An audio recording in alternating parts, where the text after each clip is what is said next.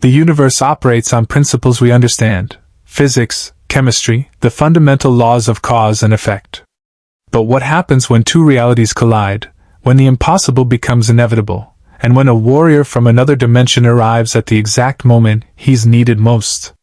Victor Stone had fought gods. He'd stood against Darkseid, battled alongside the Justice League, and used technology so advanced it bordered on magic. But nothing, absolutely nothing, had prepared him for the sensation of being torn apart at the molecular level and reassembled somewhere else entirely. The boom tube collapsed behind him with a sound like reality screaming. One moment he'd been in Metropolis, fighting apocalypse parademons alongside Superman. The next, his mother box had overloaded, dimensional barriers had shattered, and Victor found himself falling through a kaleidoscope of impossible colors and sensations that his cybernetic systems couldn't even begin to process. He materialized 15 feet above a burning street and hit the ground hard enough to crater the pavement. Warning indicators flooded his heads-up display. His internal systems screamed diagnostic reports. Dimensional displacement, subspace interference, mother box functionality at 67% and dropping, boom tube generation offline. But training overrode confusion. Even before his optical sensors cleared, Victor was scanning his surroundings, cataloging threats, preparing for combat. What he saw made no sense. The architecture was wrong: sleek, utilitarian buildings that looked like they belonged in a utopian future rather than any city he knew. The sky was wrong too, a greenish-purple twilight that spoke of an alien sun. And the people running past him, screaming in terror, were a mix of species he'd never encountered: blue-skinned humanoids, beings with ridged foreheads, others that looked human but wore uniforms straight out of a science fiction show. Then Victor heard the sound that would haunt him for the rest of his life. "We are the Borg. Resistance is futile. You will be assimilated." The voice came from everywhere and nowhere, a chorus of thousands speaking in perfect unison. It was the sound of individuality dying, of consciousness being consumed by something vast and utterly alien. Victor's threat assessment systems locked onto movement 3 blocks north. His optical sensors zoomed in, and what he saw sent ice through his veins despite his cybernetic enhancements. They moved with mechanical precision, humanoid figures encased in black armor and mechanical implants, their skin a sickly pale gray where it showed through the technology. Tubules extended from their bodies, dripping with something that looked disturbingly organic. Their eyes glowed with eerie green light, devoid of any individual thought or emotion. Drones. But not like any drones Victor had ever fought. One of the creatures grabbed a fleeing civilian, a human woman in a red and black uniform. She screamed, fought, tried to run, but tubules shot from the drone's hand and pierced her neck. Her scream cut off. Her eyes went wide. And then, in seconds, her expression went blank as mechanical components erupted from her skin, transforming her into one of them. "Oh hell no!" Victor growled. His right arm reconfigured, armor plates sliding aside as his sonic cannon charged. The familiar whine of the weapon powering up was the most comforting sound he'd heard since arriving in this nightmare. He didn't know where he was. He didn't know what these things were. But he knew evil when he saw it, and he knew how to fight. Victor aimed at the cluster of drones and fired. The sonic blast hit with the force of a small explosion, sending 3 of the creatures flying backward. They crashed through a storefront window, their mechanical bodies sparking and twitching. For a moment, Victor allowed himself to hope they were down for good. Then they stood up. Damage, yes, one was missing an arm, another had half its cranial implants shattered, but they were already adapting. Their armor shifted, reconfigured, compensated for the attack. And when they turned their attention to him, Victor saw something in those dead eyes that made his combat protocols scream warnings. They were learning. "Scanning," Victor muttered, his internal systems going into overdrive. He needed data, needed to understand what he was fighting. His sensors swept the drones, penetrating their armor, analyzing their technology. What he found was impossible. They were part organic, part machine, but not like him. Where Victor's cybernetics enhanced and supported his humanity, these creatures had been consumed by their technology. Their organic components were riddled with nanotechnology, their bodies laced with circuitry that networked them together into a collective consciousness. They weren't individuals. They were nodes in a vast network. And that network was looking at him with intense interest. "New technology detected," the unified voice said, and now it seemed to come from the drones themselves. "Cybernetic organism. Technological configuration unknown. You will be assimilated. Your biological and technological distinctiveness will be added to our own." More drones emerged from buildings, from side streets, converging on his position with terrifying coordination. Victor counted 15, 20, 30, and his sensors detected more approaching from all directions. His sonic cannon fired again, then again. Each blast sent drones flying, but they kept coming. And worse, they were adapting faster now. By the fourth shot, they'd modified their personal shields to partially deflect the sonic waves. Victor's tactical computer ran probability scenarios. None of them ended well. He was alone, in an unknown location, facing an enemy that adapted to his weapons in real time. His boom tube was offline, meaning no escape and no calling for backup. His mother box was struggling with whatever dimensional interference this universe generated. But Victor Stone hadn't survived as a Teen Titan and Justice League member by giving up when the odds were bad. His left arm reconfigured, the plasma cannon emerging with a distinctive mechanical whir. "Let's see you adapt to this." The plasma blast hit the lead drone center mass, and this time the result was more satisfying. The superheated energy overloaded its systems, reducing the drone to slag and sparking components. 2 more blasts, 2 more destroyed enemies. But the survivors were already compensating, their shields modulating to disperse plasma energy. Victor launched himself into the air using his boot jets, thankfully still functional, and came down in the middle of the drone formation like a meteor. His enhanced strength let him grab one drone and use it as a battering ram against 3 others. Metal shrieked. Components shattered. For a moment, he felt like himself again, fighting with the direct physicality that made him effective in close combat. Then tubules shot toward his neck, and Victor barely dodged in time. "You will be assimilated," the drones chanted, pressing their attack with inhuman coordination. They moved like a single organism with multiple bodies, each action perfectly timed to support the others. Victor's combat computer identified the pattern, predicted their movements, and he danced between them with cybernetically enhanced speed. His fist, capable of denting titanium, caved in a drone's chest cavity. His sonic cannon fired point-blank, liquefying another's cranial implants. But there were too many. A tubule pierced his shoulder armor, and Victor felt the horrifying sensation of something trying to inject nanites into his system. His internal defenses activated immediately, his own nanomachines flooding the injection site and destroying the foreign technology before it could take hold. Warning: foreign nanotechnology detected. Initiating countermeasures. Warning: additional injection attempts detected. Victor ripped the tubule free and crushed the drone that had grabbed him, but 2 more had latched onto his back. He could feel them trying to drill through his armor, trying to access his systems, trying to turn him into one of them. Pure fury flooded through him, the same rage he'd felt when his father had saved his life by turning him into Cyborg without his consent, the same helpless anger at having his humanity threatened by machines. His systems surged with power, every weapon activating at once.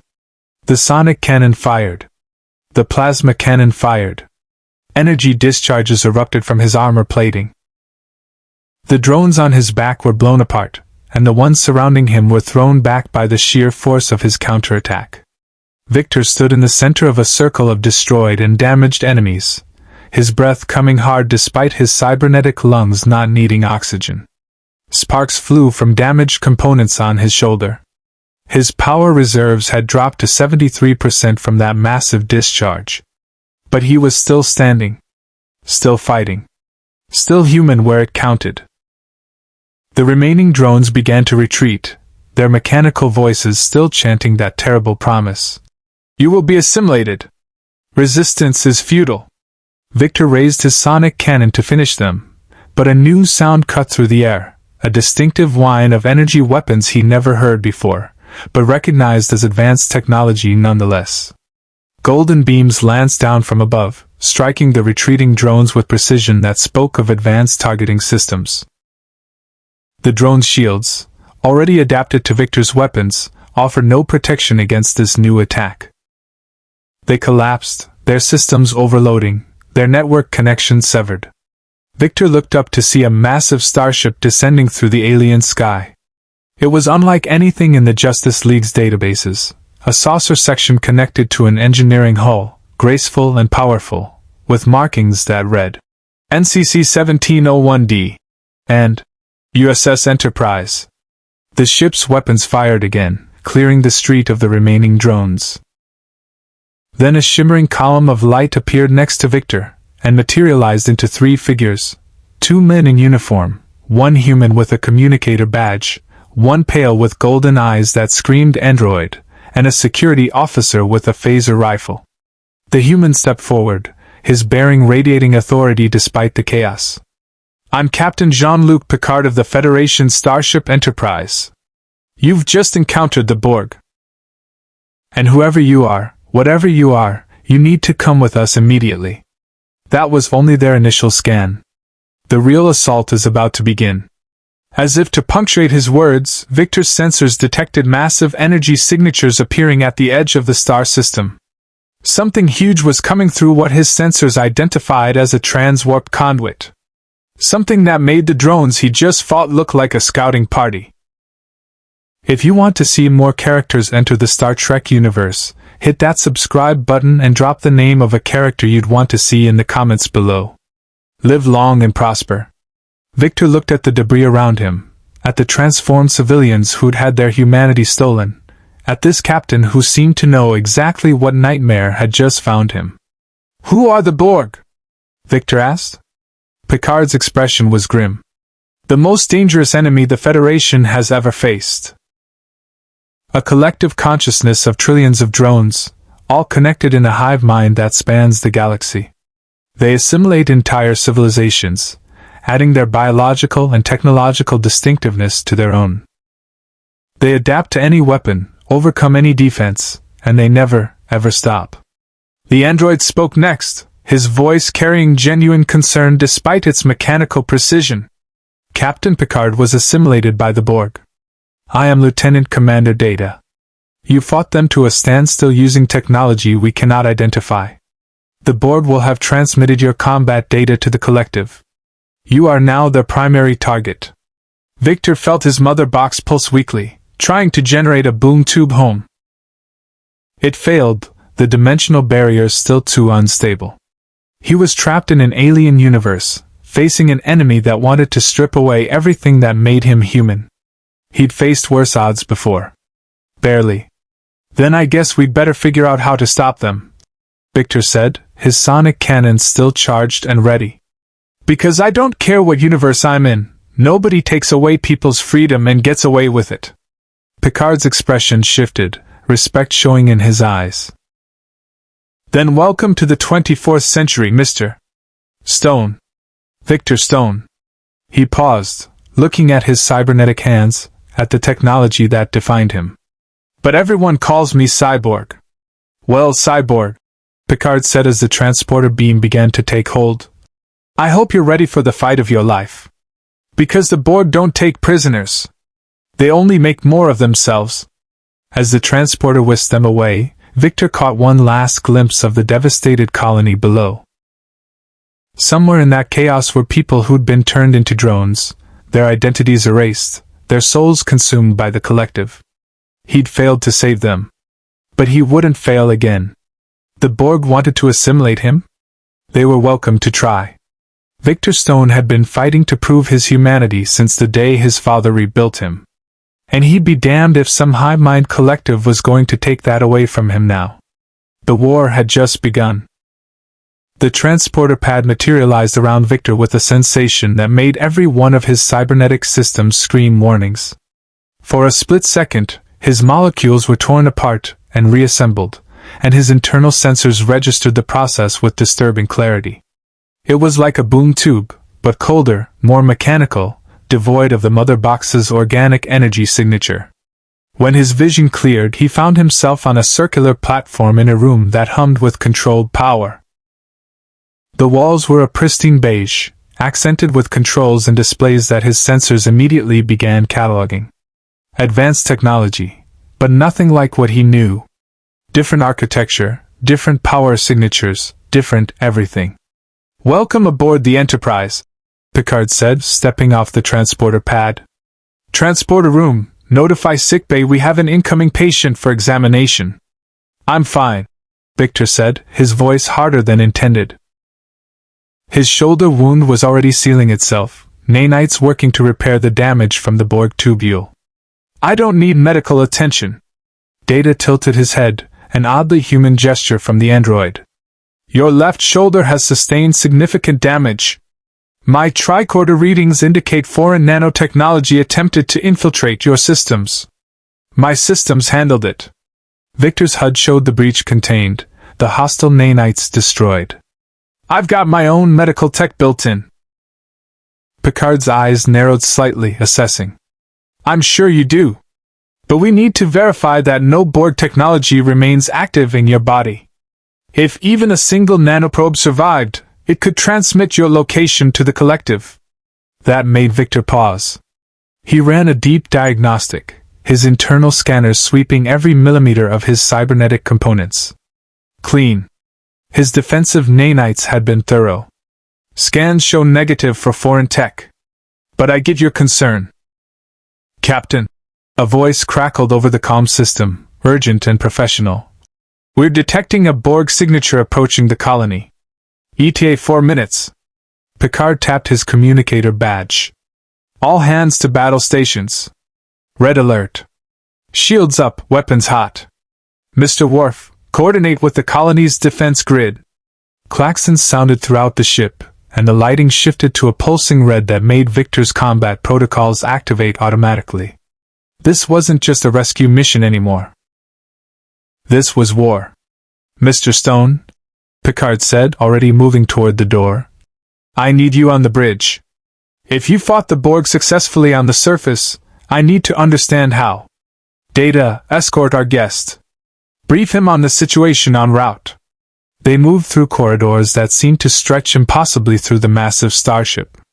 Crew members rushed past in organized chaos, each one moving with practiced efficiency toward battle stations.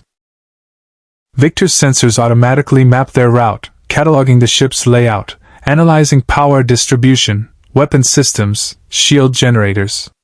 "You're scanning the Enterprise," Data observed without judgment. "Your cybernetic enhancements include sensor arrays far beyond our standard tricorder technology." "Hard not to," Victor admitted. "My systems automatically analyze potential threats and assets." "No offense, but I wake up in a strange universe, get attacked by cybernetic zombies, and end up on a starship. My paranoia is running pretty high right now." A logical response given your circumstances. Data's golden eyes studied Victor with open fascination. "I have analyzed your combat performance on the colony surface. Your integration of organic and cybernetic components is remarkably efficient. The Borg required 7 adaptive cycles to begin compensating for your weapon systems." 7? That's fast. Extraordinarily fast. Most Federation weapons require 2 to 3 cycles. Your technology is sufficiently alien to our universe that the Borg's initial adaptation protocols were ineffective. Data paused. "May I ask about your origins?" Victor hesitated. "How did you explain the Justice League, the multiverse, apocalypse, and mother box technology to someone from a completely different reality?" "I'm from Earth. Just not your Earth. My father rebuilt me after an accident using technology that shouldn't exist. I've been part human, part machine ever since." "Fascinating. I am entirely artificial, an android constructed by Dr. Ninian Sung. I have spent my existence attempting to understand and emulate humanity. Data's expression showed genuine curiosity. You were born human but were transformed. I was created synthetic but aspire to humanity.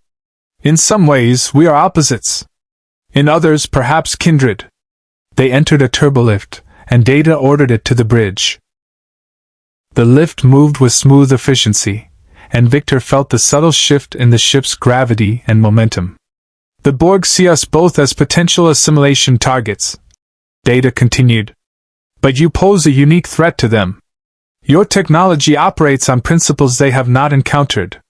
Your organic-synthetic integration follows different paradigms than their own. This makes you unpredictable. And unpredictable is dangerous, Victor finished. He'd learned that lesson fighting alongside Batman. They'll want to assimilate me to eliminate the unknown variable. Precisely. But more than that, they will want to add your distinctiveness to their own. Your technology, your adaptive capabilities, your integration methods, all of it would enhance the collective significantly. The turbolift doors opened onto organized chaos. The bridge was a symphony of activity. Crew members at their stations, displays showing tactical information, view screen dominated by the planet below. And approaching from the far side of the system, a massive cube that made Victor's sensors scream warnings. It was enormous, easily 3 kilometers per side, bristling with weapons and armor that his scanners identified as adaptive shielding. Energy readings were off the charts. This wasn't a ship. It was a flying fortress. Cyborg, this is Commander William Riker, my first officer, Picard said, gesturing to a bearded man who stood from the captain's chair. Mr. Worf, tactical officer. Counselor Deanna Troi. Lieutenant Commander Geordi LaForge, chief engineer. Worf, a massive Klingon with a ridged forehead, studied Victor with warrior's eyes. Captain, the Borg cube is hailing the colony. Standard assimilation message. On screen. The view screen shifted to show the cube, and that terrible unified voice filled the bridge. We are the Borg.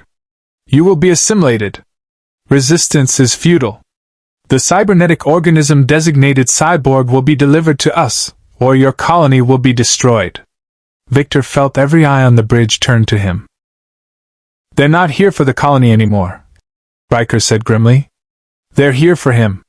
Borg cube is charging weapons, Worf reported. They're targeting the colony's main population centers. Picard's jaw tightened. They're using the colonists as leverage. If we don't hand over Cyborg, they'll slaughter thousands. Captain, I'm reading something strange, Geordi said, his visor scanning the sensor displays. The cube isn't moving into attack formation. It's holding position just outside phaser range. They're waiting. Victor stepped forward, his hands clenching. Back home, the Justice League had protocols for hostage situations. Rule 1, never let the enemy dictate terms. Rule 2, hit them so hard they forget what they wanted. How many people are still on that colony? He asked. Approximately 40,000. Data replied. The evacuation has only just begun. 40,000 lives. All because Victor had dropped into this universe and caught the Borg's attention. The weight of it pressed down on him, familiar and terrible. How many times had the Titans faced impossible choices? How many times had innocent people been caught in the crossfire? I won't let them die because of me, Victor said. If the Borg want me, they can have me. Absolutely not, Picard said sharply. We don't negotiate with the Borg, and we certainly don't hand over refugees to them. There has to be another way. Captain, they're scanning the Enterprise, Worf announced. They've locked onto Cyborg's position. Victor's sensors detected it simultaneously, active scanning beams penetrating the ship's shields, targeting him specifically. His cybernetic signature was too unique, too obvious. He was a beacon screaming his location to every Borg drone in range. They know exactly where I am, Victor said. Which means they'll come for me no matter what. So let's use that. Picard turned to him, understanding dawning. You want to use yourself as bait. I want to give you a chance to evacuate that colony while the Borg are focused on me. Victor's tactical computer was already running scenarios. That cube wants me alive, right? For assimilation? Correct. Data confirmed. The Borg prioritize assimilation over destruction when encountering unique technology. Then they won't destroy your ship if I'm on it. They'll try to capture me. Victor looked at Picard directly. How long do you need to evacuate 40,000 people? Riker checked the displays. With the Enterprise and the colony's transport capacity working together? 2 hours minimum. Then I'll buy you 2 hours. Victor's sonic cannon began charging. Just point me at the Borg and let me do what I do best.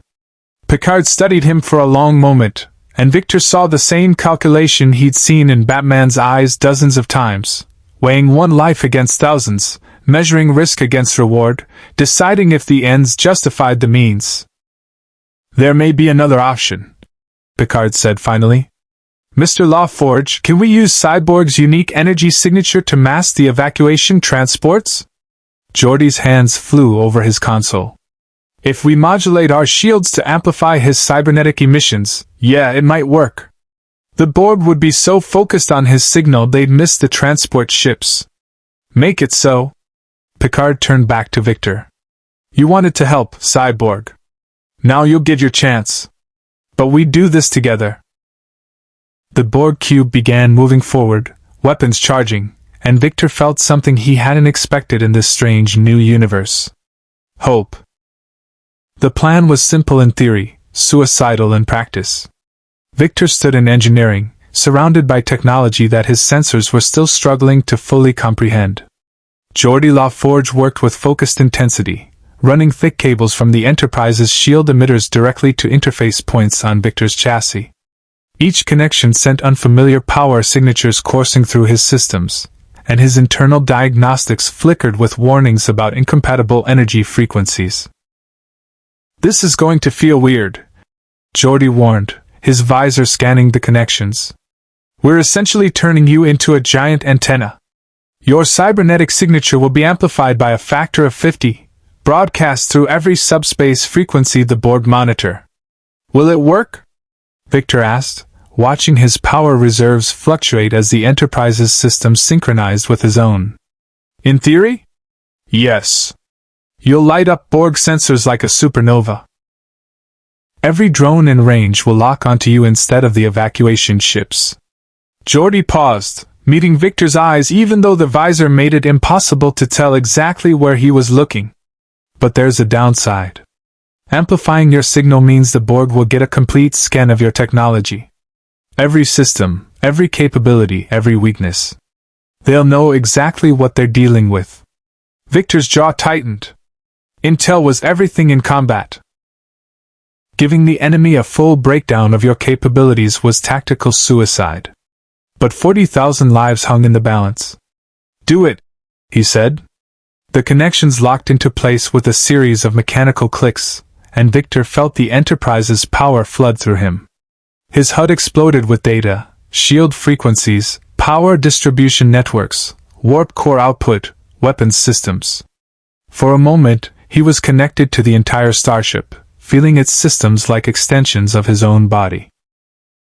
It was overwhelming. It was incredible. And it terrified him. Easy, Geordi said, adjusting the power flow.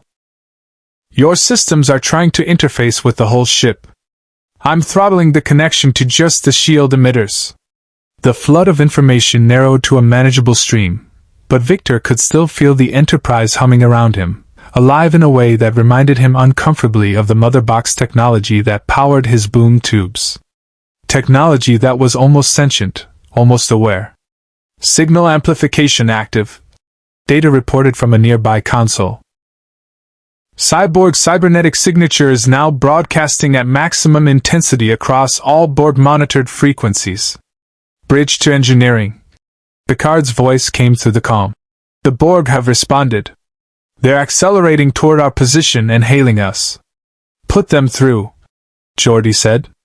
That terrible unified voice filled engineering. The cybernetic organism will be surrendered to the Borg. Compliance is mandatory. Resistance is futile. Victor activated his vocal transmitter, broadcasting directly through the ship's communications array. "You want me? Come and get me." The response was immediate. "Acknowledged. Prepare for assimilation." The comm went dead, and Victor felt the Enterprise shudder as the Borg cube's tractor beam locked on.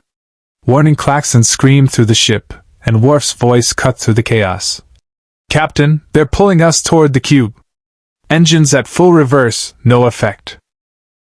"All hands brace for impact," Picard ordered. "Mr. Worf, continuous phaser fire on that tractor beam emitter." Through the Enterprise's sensor feeds still bleeding into his systems, Victor watched the tactical display. The cube was reeling them in like a fish on a line, and the ship's weapons fire was barely scorching its adaptive shielding. "The evacuation?" Victor asked. "Proceeding," Data reported. "The Borg are ignoring the colony transports." "Your amplified signature is providing sufficient distraction." "Small victories. People were getting off that planet because Victor was drawing fire." "That's what heroes did. They put themselves between danger and innocence." The Justice League had taught him that. The Titans had reinforced it. And here, in an alien universe against an enemy he barely understood, the principle remained the same. "Geordi, disconnect me from the ship," Victor said. "If they're pulling the Enterprise in, I need to be mobile." "You sure? Once you're disconnected, you won't have the shield emitters amplifying your signal." "My own signature will be enough at close range." Victor felt the cables detach, the connection to the Enterprise severing. He was just himself again, alone, focused, ready. "Besides, I work better when I can move." The Enterprise shuddered violently as it was drawn into one of the cube's docking ports. Through the hull, Victor heard the screech of metal on metal, the hiss of atmosphere equalizing, the distinctive mechanical drone that signaled Borg boarding procedures. "They're cutting through the hull," Worf announced. "Deck 12, Section 7. Sending security teams." "Belay that," Picard ordered. "All security personnel are to escort civilians to escape pods and protect the evacuation routes." "Mr. Worf, you have the bridge." "Data, Geordi, with me." "We're going to Deck 12. "Captain," Riker protested. "You can't seriously be planning to." "They want Cyborg. They'll be expecting him to be defended." "We're going to give them what they expect while buying time for the evacuation." Picard looked at Victor. "Unless you have objections to us joining your fight?" Victor felt something unexpected, gratitude. He'd been alone since arriving in this universe, but now he had allies willing to stand beside him against impossible odds. It reminded him of the Titans, of having a team that had your back even when the mission went sideways.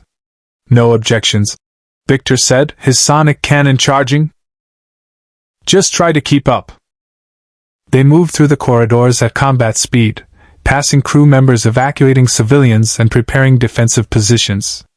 The ship shook continuously as the Borg cut deeper, their cutting beams slicing through hull plating like it was paper. When they reached Deck 12, Section 7, the Borg had already breached. The corridor was a nightmare.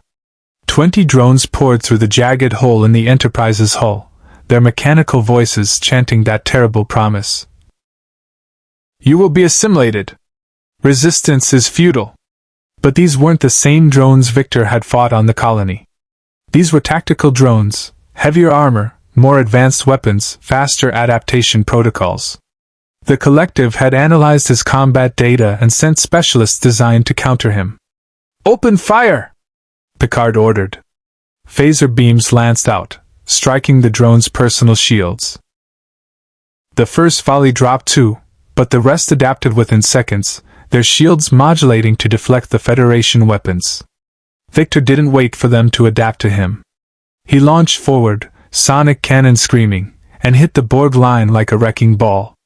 His fist caved in a drone's chest cavity. His plasma cannon vaporized another at point-blank range. He moved with cybernetically enhanced speed, staying ahead of their adaptation curves, switching weapons before they could compensate. But more drones kept coming. They poured through the breach in waves, coordinated and relentless. Victor's tactical computer counted 30, 40, 50 targets. His ammunition reserves dropped.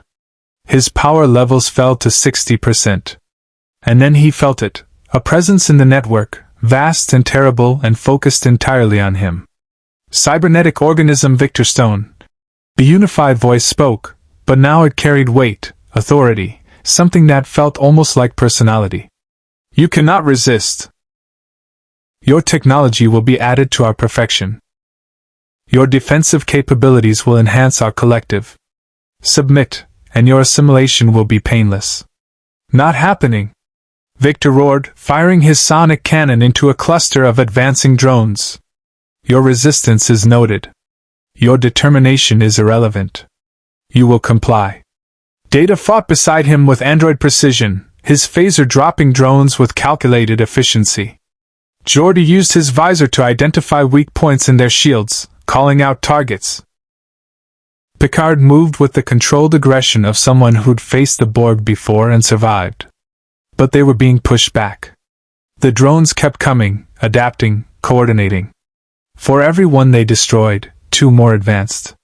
Victor's HUD flashed a critical warning. His mother box had stabilized. Boom tube generation was possible again. Limited range, unstable, but functional. He could escape. Jump to another part of the ship, another planet, maybe even find a way back to his own universe. He looked at Picard, at Data, at Geordi, people he'd known for less than an hour, fighting and dying to protect civilians they'd never met. He thought of the 40,000 people evacuating the colony below, running from an enemy that had come here hunting him. The choice was obvious. The choice was always obvious when you were a hero. Geordi, Victor said, how much time do you need for the evacuation? 90 more minutes minimum. 90 minutes. Victor checked his reserves. 47% power remaining. His weapons were overheating. His armor showed stress fractures from Borg weapons fire. His nanites were working overtime to repair damage faster than it accumulated. 90 minutes might as well be 90 hours. Then I'll give you 90 minutes, Victor said. He activated his boom tube. The portal opened with a sound like reality tearing, brilliant light flooding the corridor. The Borg drones immediately locked onto it, recognizing dimensional manipulation technology they'd never encountered. Victor grabbed Picard's shoulder. Get your people out. I'm taking this fight somewhere the Borg can follow me without endangering your ship. Where? Picard demanded. Victor grinned, savage and determined. Right into the heart of their cube. Let's see how they like fighting on my terms. Before Picard could protest, Victor dove through the boom tube. It collapsed behind him, and he materialized exactly where his sensors had targeted. Deep inside the Borg cube, surrounded by thousands of drones, standing in the belly of the beast. The collective's attention focused on him like a spotlight, and every drone in the massive ship turned as one. Well, Victor said, charging every weapon he had. Who's first? The Borg answered with action. They swarmed. The interior of the Borg cube was a cathedral of nightmares.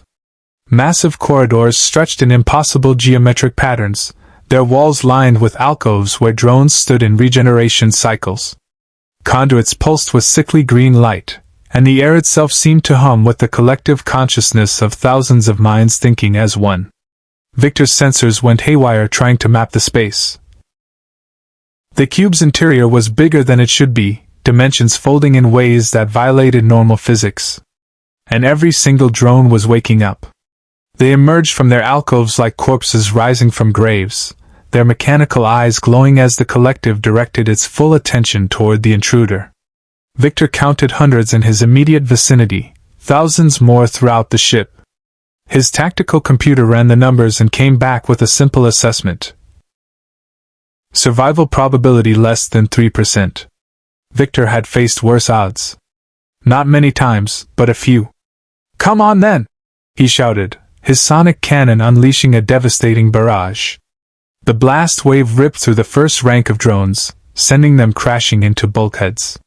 But even as they fell, more emerged from the shadows, adapting their shields with each passing second.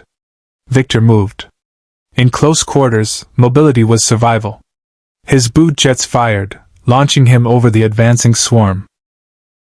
He grabbed a conduit overhead and swung himself into a side corridor, his plasma cannon firing behind him to discourage pursuit. It didn't work. The Borg didn't know fear or hesitation. They flowed after him like a mechanical tide, relentless and coordinated. His HUD showed the cube's layout updating in real time as his sensors mapped corridors and chambers. He needed to find something vital. A power distribution node, a central processing hub, anything that would hurt the collective if destroyed. But the cube's architecture was deliberately confusing, designed to disorient intruders. "Your resistance is futile," the unified voice echoed through the ship. "You cannot escape. You cannot hide. You will be assimilated." "Yeah, I'm getting tired of hearing that," Victor muttered, sliding around a corner and nearly colliding with a squad of tactical drones. His fist shot out, crushing the nearest drone's cranial implants. His sonic cannon fired point-blank, liquefying another's chest cavity. But tubules lashed out like whips, and Victor barely twisted away before they could pierce his armor. One grazed his leg, and he felt the horrible sensation of Borg nanoprobes trying to invade his systems again. His defensive nanites responded immediately, but the attack was more sophisticated this time.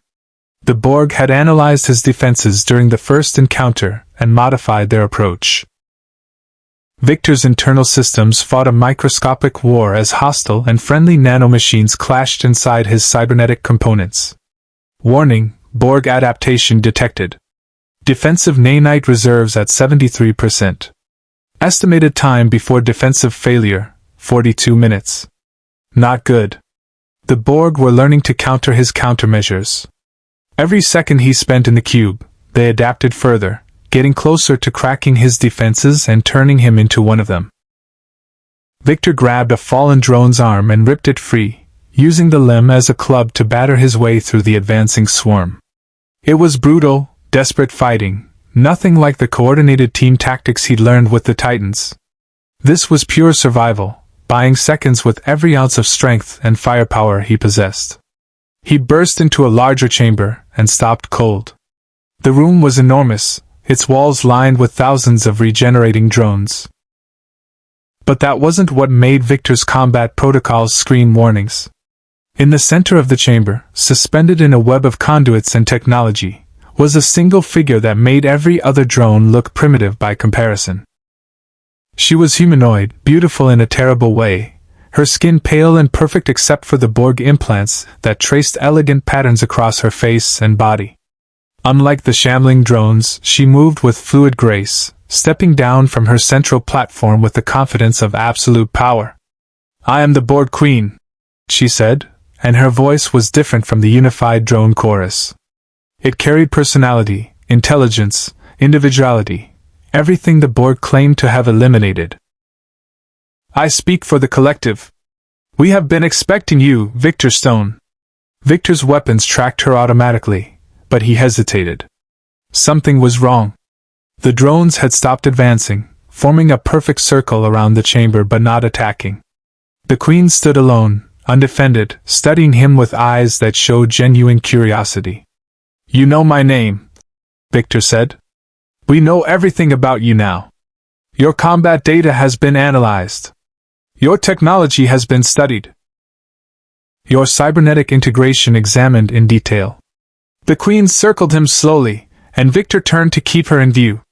"You are remarkable. A perfect fusion of organic and synthetic, each component enhancing the other. You are what the collective has been searching for. I'm not interested in joining your hive mind. We do not wish to assimilate you." The Queen stopped, and something like a smile crossed her face. "We wish to understand you. Your technology operates on principles foreign to this universe. Your integration methods surpass our own. You maintain individuality while achieving technological perfection." "How?" Victor's sensors detected the truth in her words, or at least, what she believed was truth. The Queen genuinely wanted to know how he worked, how he maintained his humanity despite being more machine than man. "Because I choose to." Victor said simply. Every day, I choose to be human. The tech doesn't make that choice for me. Choice. The Queen seemed to taste the word. An inefficient concept. The collective operates with singular purpose, perfect coordination. Individual choice creates conflict, hesitation, weakness. Individual choice creates strength. Victor countered. Your drones are predictable. They adapt, but within parameters. They can't improvise, can't think laterally, can't make the crazy decisions that win impossible fights. The Queen's expression shifted, showing something that might have been amusement. You believe your individuality makes you superior to the collective. I believe it makes me free. Freedom is an illusion. You are bound by biological needs, emotional responses, moral limitations. The collective has transcended such weaknesses. She gestured, and the drones around the chamber moved in perfect synchronization, a demonstration of coordinated power. We are perfection. We are eternal. We are inevitable. Your slaves, Victor shot back. Every single drone is a person who had their choice stolen. You talk about perfection, but all I see is victims. For the first time, the Queen's expression hardened. They have been elevated. Their distinctiveness added to our own. They are part of something greater than their individual selves. They're dead. Victor's voice was cold, final. You killed them and wore their corpses like puppets. The Queen stared at him for a long moment, and Victor realized he'd crossed some invisible line. The philosophical discussion was over. You disappoint us, Victor Stone. We offered you understanding. We offered you a place in the collective as yourself, unique and valued. The Queen's voice took on that terrible unified quality again. But you are too limited by your attachment to obsolete concepts. You will be assimilated. Your distinctiveness will be added to our own. And your choice in the matter is irrelevant. The drones attacked. They came from every direction simultaneously, a coordinated assault that would have overwhelmed any normal opponent in seconds. But Victor's tactical computer had been tracking every drone in the chamber, calculating their positions, predicting their attack vectors. He moved before they could close the trap, boot jets firing to launch him straight up toward the ceiling. His sonic cannon fired downward, creating a shockwave that scattered the advancing drones. His plasma cannon targeted structural supports, bringing part of the chamber ceiling down on the Queen's position. But she was already gone, moving with inhuman speed to avoid the debris. Your technology is impressive. The Queen's voice echoed through the chamber. But it cannot save you. We have adapted to your sonic weapons. We have compensated for your plasma fire. We have analyzed your movement patterns and predicted your tactics. You cannot win. Victor landed hard, immediately rolling to avoid tubules that stabbed through the space he just occupied. His power reserves hit 38%. His defensive nanites were down to 61% effectiveness. The Borg adaptation was working. His weapons were becoming less effective with each attack. He needed a new strategy. Fighting his way through the cube wasn't going to work. The Borg would adapt to everything he threw at them, and eventually, they'd overwhelm his defenses. But maybe he didn't need to fight them all. Maybe he just needed to hurt them badly enough to make them reconsider. Victor's sensors had been mapping the cube's power distribution since he'd arrived. Now he saw it, a massive conduit junction 3 levels down, channeling energy to the entire section. If he could overload it, cause a cascading failure. He charged toward the chamber exit, sonic cannon clearing a path through the drones. They grabbed at him, tubules stabbing, but he kept moving, kept fighting, his internal systems screaming warnings as Borg nanoprobes made incremental progress against his defenses. You cannot escape, the Queen said. This cube contains 17,412 drones. You have destroyed 37. The odds of your survival decrease with each passing moment. Then I'd better make each moment count, Victor growled. He found a vertical shaft and dropped through it, free-falling 3 levels before his boot jets caught him. The conduit junction was ahead, massive cables carrying enough power to run a city. His sensors calculated the energy load, the structural integrity, the probable blast radius. This was going to hurt. A lot. Victor planted his hands on the main conduit, and did something he'd only attempted once before, during the fight against Darkseid's invasion. He opened his systems completely, letting the foreign energy flood directly into his cybernetic components. The power was immense, overwhelming, burning through his circuits like liquid fire. His HUD went haywire. Alarms screamed. His mother box pulsed frantically, trying to regulate the massive energy influx. And then Victor released it all at once, every joule channeled into a single massive pulse. The conduit exploded. The blast wave ripped through 3 levels of the cube, severing power to thousands of drones simultaneously. Fires erupted. Bulkheads collapsed. And Victor was thrown backward by the force of his own attack, his systems smoking and damaged. Critical damage sustained. Power reserves at 9%. Multiple systems offline. Warning: defensive nanite reserves at 21%. Victor struggled to his feet, his vision flickering as damaged optical sensors tried to compensate. Through the smoke and debris, he saw drones lying motionless, their connection to the collective severed by the power loss. And he saw the Queen, standing amid the destruction, her expression no longer curious or amused. She looked angry. "You will pay for that defiance," she said. Victor raised his sonic cannon with a trembling arm. "Then come collect." The Queen moved with predatory grace through the burning wreckage. Behind her, drones were already rerouting power, adapting to the damage Victor had inflicted. Emergency lighting bathed everything in crimson, and the collective's voice had taken on an edge that might have been rage. "You have damaged this vessel. You have destroyed irreplaceable components. You have cost the collective valuable resources." The Queen's eyes glowed brighter. "Your assimilation will no longer be gentle." Victor's systems were failing. His HUD flickered between displays, damage reports scrolling faster than he could read them. 9% power. His sonic cannon was overheated and offline. His plasma cannon had maybe 2 shots left before the capacitors burned out completely. His defensive nanites were losing the war against Borg infiltration, 21% and dropping. He was running out of time, out of options, out of miracles. But Victor Stone had learned long ago that heroes don't quit just because the odds turn bad. "Good," he said, forcing himself to stand straighter despite the pained signals screaming through his neural interface. "I wasn't planning on making this easy." The Queen raised her hand, and the chamber filled with tactical drones, the heavy variants, built for combat against resistant species. They surrounded Victor in a tightening circle, cutting off every escape route his failing sensors could detect. Victor's tactical computer tried to calculate survival odds and simply returned error messages. There were too many variables, too much damage, too little power remaining. Then his calm crackled to life, Picard's voice cutting through the chaos. "Cyborg, if you can hear this, we've completed the evacuation. All 40,000 colonists are safe. Whatever you're doing in that cube, you've bought us the time we needed." 40,000 lives. Victor had done what he came to do. The mission was complete. Now he just had to survive long enough to celebrate.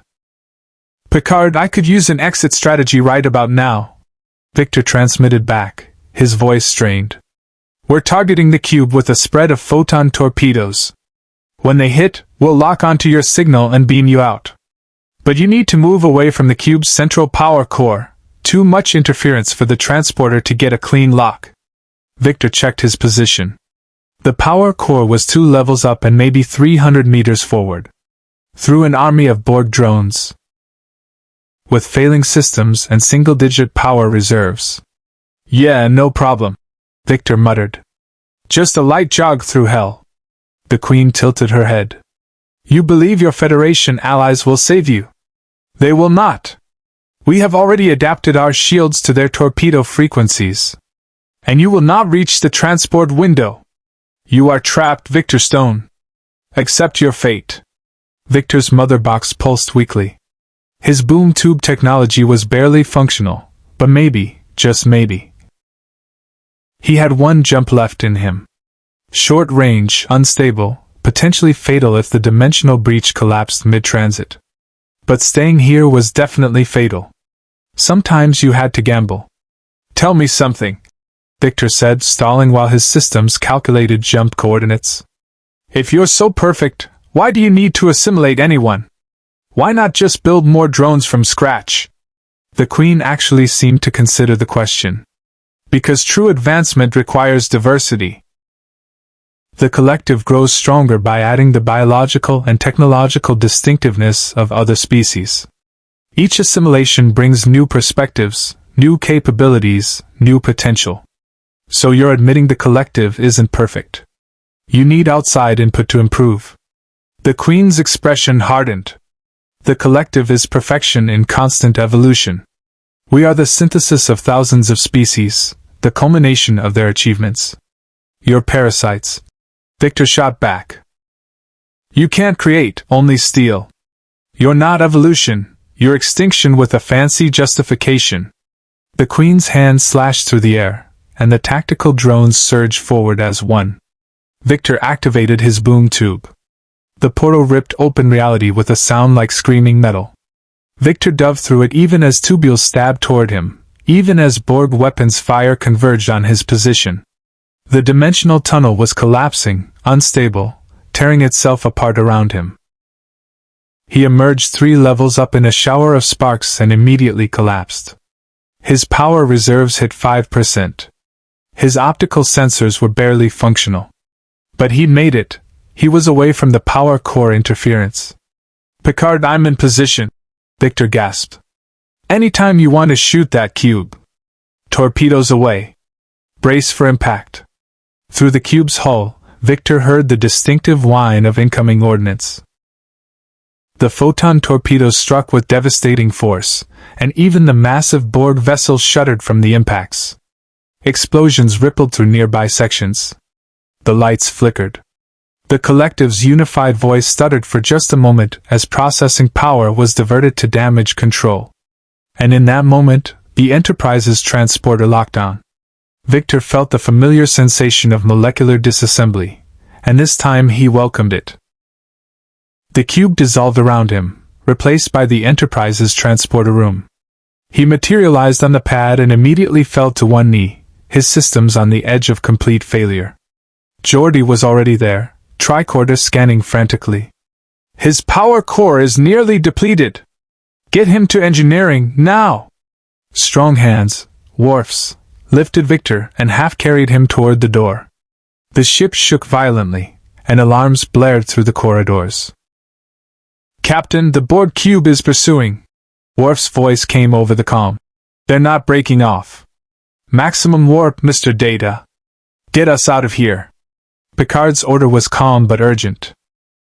"Geordi, how long before you can restore Cyborg systems?" "I need at least 30 minutes to rig a compatible power interface," Geordi called back as they rushed through the corridors. "His technology is too alien. I can't just plug him into our power grid without frying his systems." They reached engineering, and Geordi's team was already setting up equipment.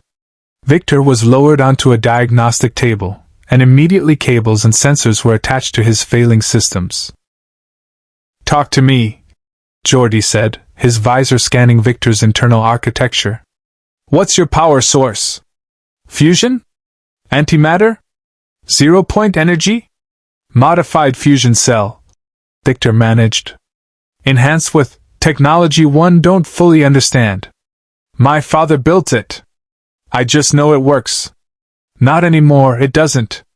Geordi pulled up holographic schematics of Victor's power core. "You're running on emergency reserves. 5 minutes, maybe 10, before complete shutdown." Victor's vision was fading, his consciousness struggling against the encroaching darkness of system failure. "The Borg, nanoprobes, in my systems.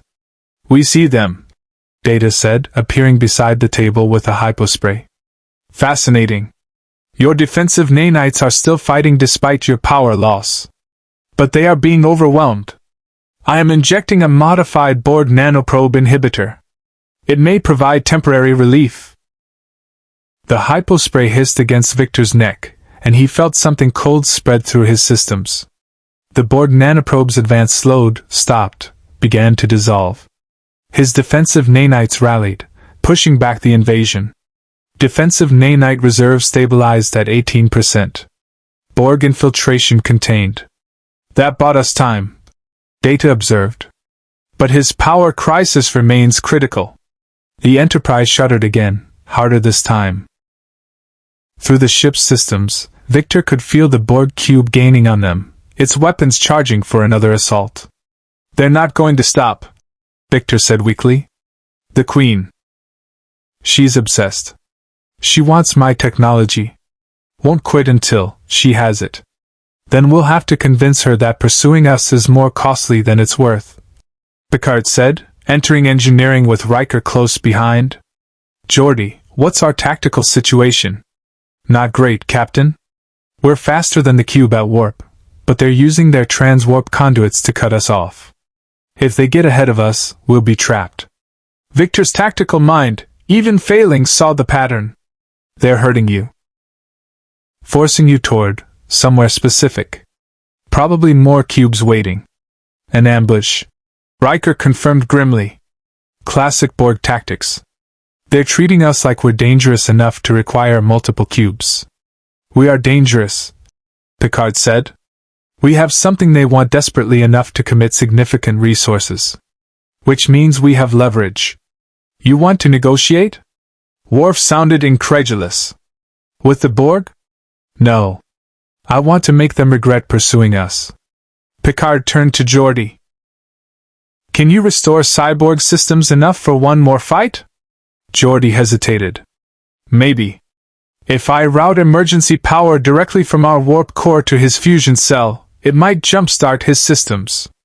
But it's risky. If the power transfer isn't perfectly calibrated, we could overload his core and blow a hole in the ship. Do it, Victor said. Power was already returning to his voice as the nanoprobe inhibitor did its work. I didn't survive this long to quit now. You'll have maybe 20 minutes at full power before the emergency charge burns out, Geordi warned. After that, you're dead in the water until I can build you a proper charging interface. Then I'll make those 20 minutes count. Victor looked at Picard. What's the plan, Captain? Picard's expression was grim but determined. The plan, Mr. Stone, is to show the Borg that some prey bites back hard enough to make predators think twice. Outside the ship, the Borg cube closed in, weapons charging, the collective's hunger for Victor's technology in almost palpable force. And inside engineering, surrounded by people he'd known for only hours but who'd risked everything to save him, Victor Stone prepared for one more impossible fight. Because that's what heroes did. They fought. Even when the odds were impossible. Even when failure meant losing everything they were. Especially then. The power transfer felt like lightning in Victor's veins. Geordi's jury-rigged interface pumped energy directly from the Enterprise's warp core into Victor's fusion cell, and his systems roared back to life with almost violent intensity. His HUD blazed with green status indicators. Weapons systems came online. Sensors reached full capacity. His defensive nanites surged to 84% effectiveness, purging the last remnants of Borg infiltration. Power reserves, 100%. Estimated operational time, 19 minutes, 43 seconds. Victor sat up on the diagnostic table, flexing his hands, feeling strength return to synthetic muscles. That's more like it. Don't get cocky, Geordi warned. That charge is temporary. When it runs out, you'll crash hard. Make every second count. Always do. Victor stood, his systems running combat diagnostics automatically. Everything checked green. He was back in the fight. Bridge to engineering. Picard's voice came through the comm. We're approaching the ambush point. 2 additional Borg cubes are emerging from transwarp conduits, positioning to box us in. 3 cubes. Victor's tactical computer calculated the firepower, enough to reduce the Enterprise to scrap metal in minutes. Even at full power, even with Starfleet's best crew, the odds were catastrophic. Data appeared on the view screen in engineering, his expression characteristically neutral despite the dire situation. "Captain, I have been analyzing our encounters with Cyborg and the Borg's response patterns. I believe I have identified a tactical opportunity." "I'm listening, Data." "The Borg adapt to weapons through pattern recognition and frequency analysis. However, Cyborg's technology operates on principles sufficiently different from Federation systems that each adaptation requires significantly more processing power. If we coordinate our attacks, Federation weapons and Cyborg's capabilities used in rapid alternation, we may be able to overwhelm the Borg's adaptation algorithms." Victor caught on immediately. "You want to use me as a wild card. They adapt to your phasers, I hit them with something they haven't compensated for yet. They adapt to me, you switch phaser frequencies and hit them again." "Precisely. A cascading tactical approach that forces continuous readaptation, preventing the Borg from achieving optimal defensive configuration." "It's brilliant," Riker said. "But it requires Cyborg to be outside the ship. Exposed." Everyone turned to look at Victor. He grinned. "You had me at overwhelm the Borg. Let's do this." 5 minutes later, Victor stood in the Enterprise's shuttle bay, watching the massive doors begin to open. Beyond them, space stretched infinite and cold, and 3 Borg cubes hung like dark omens against the stars.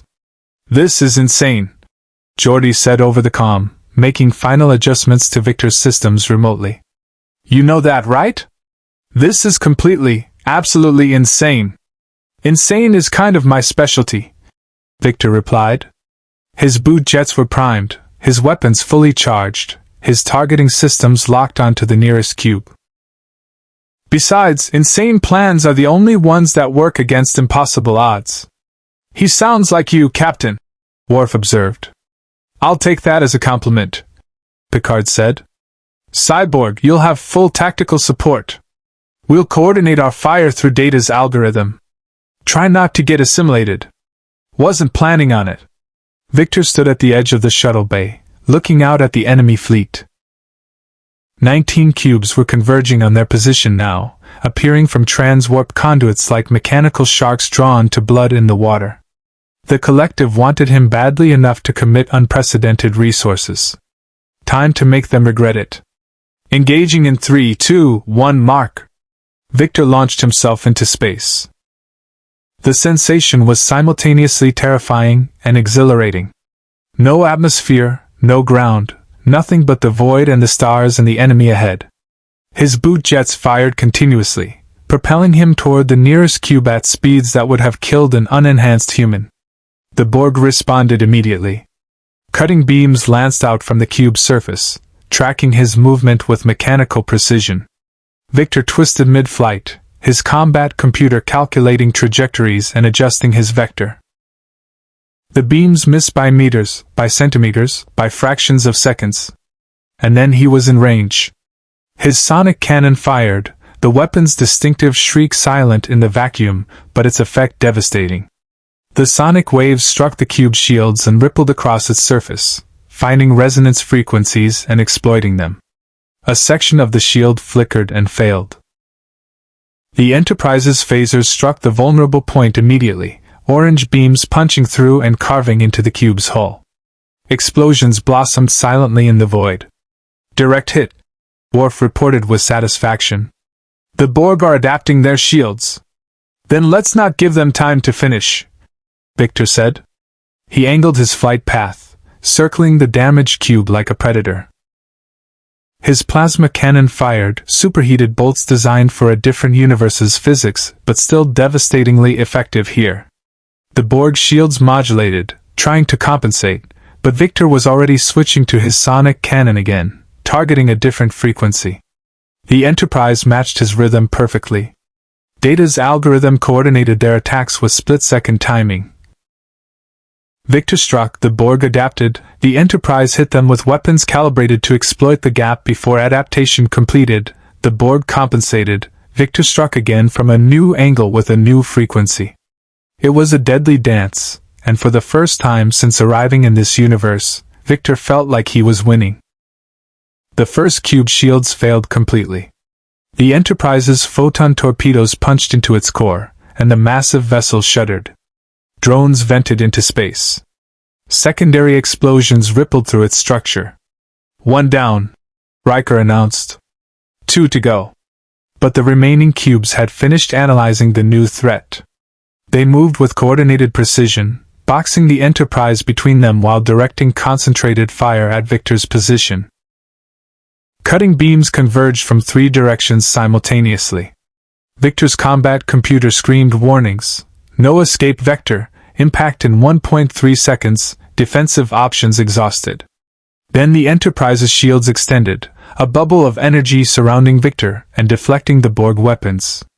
"We have you covered," Picard said calmly. "Continue the attack?" Victor didn't waste the opportunity. He accelerated toward the second cube, his systems pushing his speed to the absolute limit. Borg weapons tracked him, but he was moving too fast, too erratically, using every evasive maneuver he'd learned fighting apocalypse technology and metahuman threats. He landed on the cube's surface with mag boots engaging, anchoring him to the enemy hull. At point-blank range, his weapons were devastating. His sonic cannon fired continuously, setting up destructive resonance patterns in the cube's superstructure. His plasma cannon targeted critical junctions his sensors identified. Inside the cube, he could feel thousands of drones mobilizing, converging on his position. The hull beneath his feet began to open, Borg attempting to draw him inside where they could overwhelm him with numbers. Victor pulled one of his favorite tricks from the Titan's playbook. He overloaded his sonic cannon deliberately. The weapon's containment field collapsed in a controlled burst, releasing all its stored energy in a single devastating pulse. The shockwave tore through the cube's outer hull, rupturing conduits and severing connections.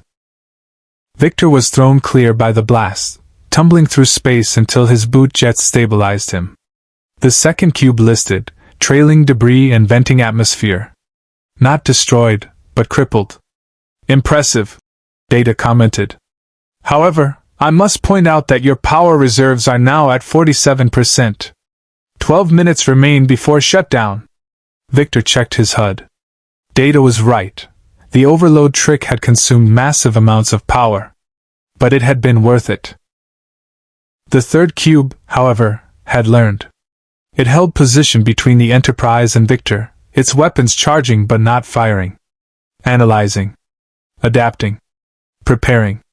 "They're stalling," Victor realized. "Waiting for my power to run out." "Confirmed," Data said. "The collective has calculated your operational window. They are employing a defensive posture until you are no longer a threat." Picard's voice cut in, grim but determined. "Then we adjust our strategy. Enterprise to Cyborg. Return to the ship. We'll engage the final cube together." But Victor's sensors had detected something that made his tactical computer flash urgent warnings. The 19 Borg cubes weren't converging randomly.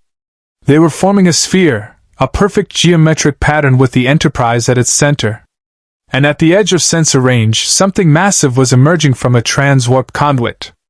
Something that dwarfed even the cubes. "Captain," Victor transmitted, "you need to get out of here. Now." That's not just another cube coming through. That's... The vessel completed its emergence, and Victor's sensors finally got a clear reading. It was a Borg tactical fusion cube. 8 standard cubes merged into a single superstructure, bristling with weapons and shielding powerful enough to assault entire fleets. And leading it, coordinating the entire Borg force, was a presence Victor could feel even through the vacuum of space. The Queen had come to collect her prize personally. "Well," Victor muttered, watching the fusion cube's weapons begin to charge. "This just got a whole lot worse." His power reserves ticked down. 11 minutes, 32 seconds. The Borg sphere tightened around the Enterprise, cutting off all escape routes. And the Queen's voice echoed across every comm frequency. "Victor Stone, you have demonstrated considerable resilience. But this conflict ends now. Surrender yourself, and we will allow the Enterprise to depart." "Refuse," and we will assimilate every member of its crew, starting with your android friend. You have 60 seconds to comply. Victor looked at the Enterprise, at the crew who'd risked everything to help him. He thought of Data, the android searching for humanity. Geordi, who'd saved his life with brilliant engineering. Picard, who'd stood by him despite the danger. 40,000 colonists had escaped because he'd drawn the Borg's attention. How many more would die if he kept fighting? How many would die if he gave up? The timer in his head counted down. 58 seconds. 57. 56. Victor Stone had never been good at impossible choices. But he'd always been good at finding the third option nobody else saw. Picard, Victor transmitted, his voice steady despite the impossible situation. I need you to trust me. Can you do that? There was a pause. Then, that depends on what you're about to do. Something the Borg won't expect. Victor's tactical computer was already running calculations, probabilities, scenarios that bordered on suicidal. Data, you said my technology confuses the Borg's adaptation protocols because it operates on different principles, right? Correct. Your mother box-based systems utilize dimensional manipulation that the Borg have never encountered. Then what if I gave them something they really can't adapt to? Victor looked at his power reserves. 11 minutes, 14 seconds. What if I overloaded my mother box and created a dimensional cascade inside their formation? Silence on the comm, then Geordi's voice, horrified. That would tear a hole in subspace. You'd create a rift that could collapse the entire region. Or it could scatter their fleet across multiple dimensions. Victor countered. Either way, the Enterprise gets clear. And you? Picard asked quietly. Victor didn't answer. They both knew what a dimensional cascade would do to the person at its center. 45 seconds, the Queen's voice announced. Your hesitation is noted. Your attachment to these Federation beings is your weakness. No, Victor said, and he wasn't talking to the Queen anymore. He was talking to himself, to the part of him that had been fighting against his cybernetic nature since the day his father rebuilt him. My attachment is my strength. It's what makes me human. It's what makes me better than you. He checked his systems one last time. The mother box was damaged, unstable, barely functional. Forcing it to overload would be easy. Controlling that overload long enough to achieve the desired effect? That was the hard part. Captain, on my mark, you push the Enterprise to maximum warp. Don't look back. Don't try to retrieve me. Just get your people to safety. Cyborg, there has to be another way. 30 seconds. The Queen interrupted. Make your choice, Victor Stone. Victor activated his boot jets and launched himself directly toward the fusion cube. Every Borg vessel tracked his movement, weapons charging, but the Queen's command held them in check. She wanted him intact, wanted his technology pure and uncorrupted. That was her mistake. Data, Victor transmitted as he closed the distance. I need you to do something for me. If I don't make it back, tell the Justice League, tell my friends, that I died doing what heroes do. Cyborg, wait. Data started, but Victor had already cut the connection. He was 50 meters from the fusion cube when the Queen's voice filled the void. You are approaching the collective. This is acceptable. Prepare for assimilation. 20 meters. Victor could see drones mobilizing inside the cube's transparent sections, thousands of them moving in perfect coordination. His mother box pulsed erratically, sensing what he was about to do, trying to warn him. 10 meters. The cube's tractor beam locked onto him, pulling him toward an open docking port. I'm sorry, Victor whispered to the mother box, to the technology that had saved his life countless times. But we're both going out as heroes. He initiated the overload sequence. The mother box screamed, a sound that existed beyond normal audio frequencies, resonating through dimensions. Energy erupted from Victor's core, chaotic and uncontrolled, tearing at the fabric of reality itself. The Borg responded instantly. Adaptation protocols engaged. Shields modulated. defensive systems reconfigured to contain the dimensional breach. But they were adapting to technology they couldn't understand, trying to apply logic to something that operated beyond their comprehension. The dimensional rift expanded, and Victor was at its center, holding it together through sheer force of will and his cybernetic control systems. He could feel reality fracturing around him, could sense other dimensions pressing against this one, could see the Borg fleet beginning to destabilize as spatial anomalies cascaded through their formation. "Impossible," the Queen's voice said, and for the first time, Victor heard something like fear in it. "You are destroying yourself to harm us. This is irrational. This is human," Victor finished. "This is what humans do. We sacrifice for each other. You'll never understand that." The rift pulsed, growing larger. 2 of the Borg cubes were already fragmenting, pieces of them phasing into other dimensions. The fusion cube shields were failing, unable to adapt to an attack that came from between realities. Through the chaos, Victor saw the Enterprise breaking free, its warp engines flaring as it accelerated away from the collapsing Borg formation. Good. They'd make it. That was all that mattered. His power reserves hit critical. 5%. 3%. 1%. The dimensional rift was eating him alive, pulling him apart across multiple realities simultaneously. He could feel himself existing in a dozen places at once, his consciousness fragmenting, his sense of self beginning to dissolve. This was it. This was how Victor Stone died. Not as a victim. Not as a weapon. But as a hero who chose to save others at any cost. He closed his eyes and let go. The rift exploded outward in a cascade of dimensional energy that scattered the Borg fleet like leaves in a hurricane. Cubes were torn apart, flung into other dimensions, or simply ceased to exist as the fabric of space-time rejected their presence. And at the center of it all, Victor Stone felt his consciousness slip away into the infinite dark between realities. He woke to the sound of voices arguing. Impossible, the dimensional stresses alone should have atomized him. And yet he is here, Geordi. Damaged, yes, but intact. We must focus on stabilization. His power core is completely dead. I don't know how to restart it without the proper technical specifications. Victor tried to open his eyes. His optical sensors flickered, barely functional. He was back on the Enterprise, in engineering, surrounded by concerned faces. He's conscious, Geordi exclaimed.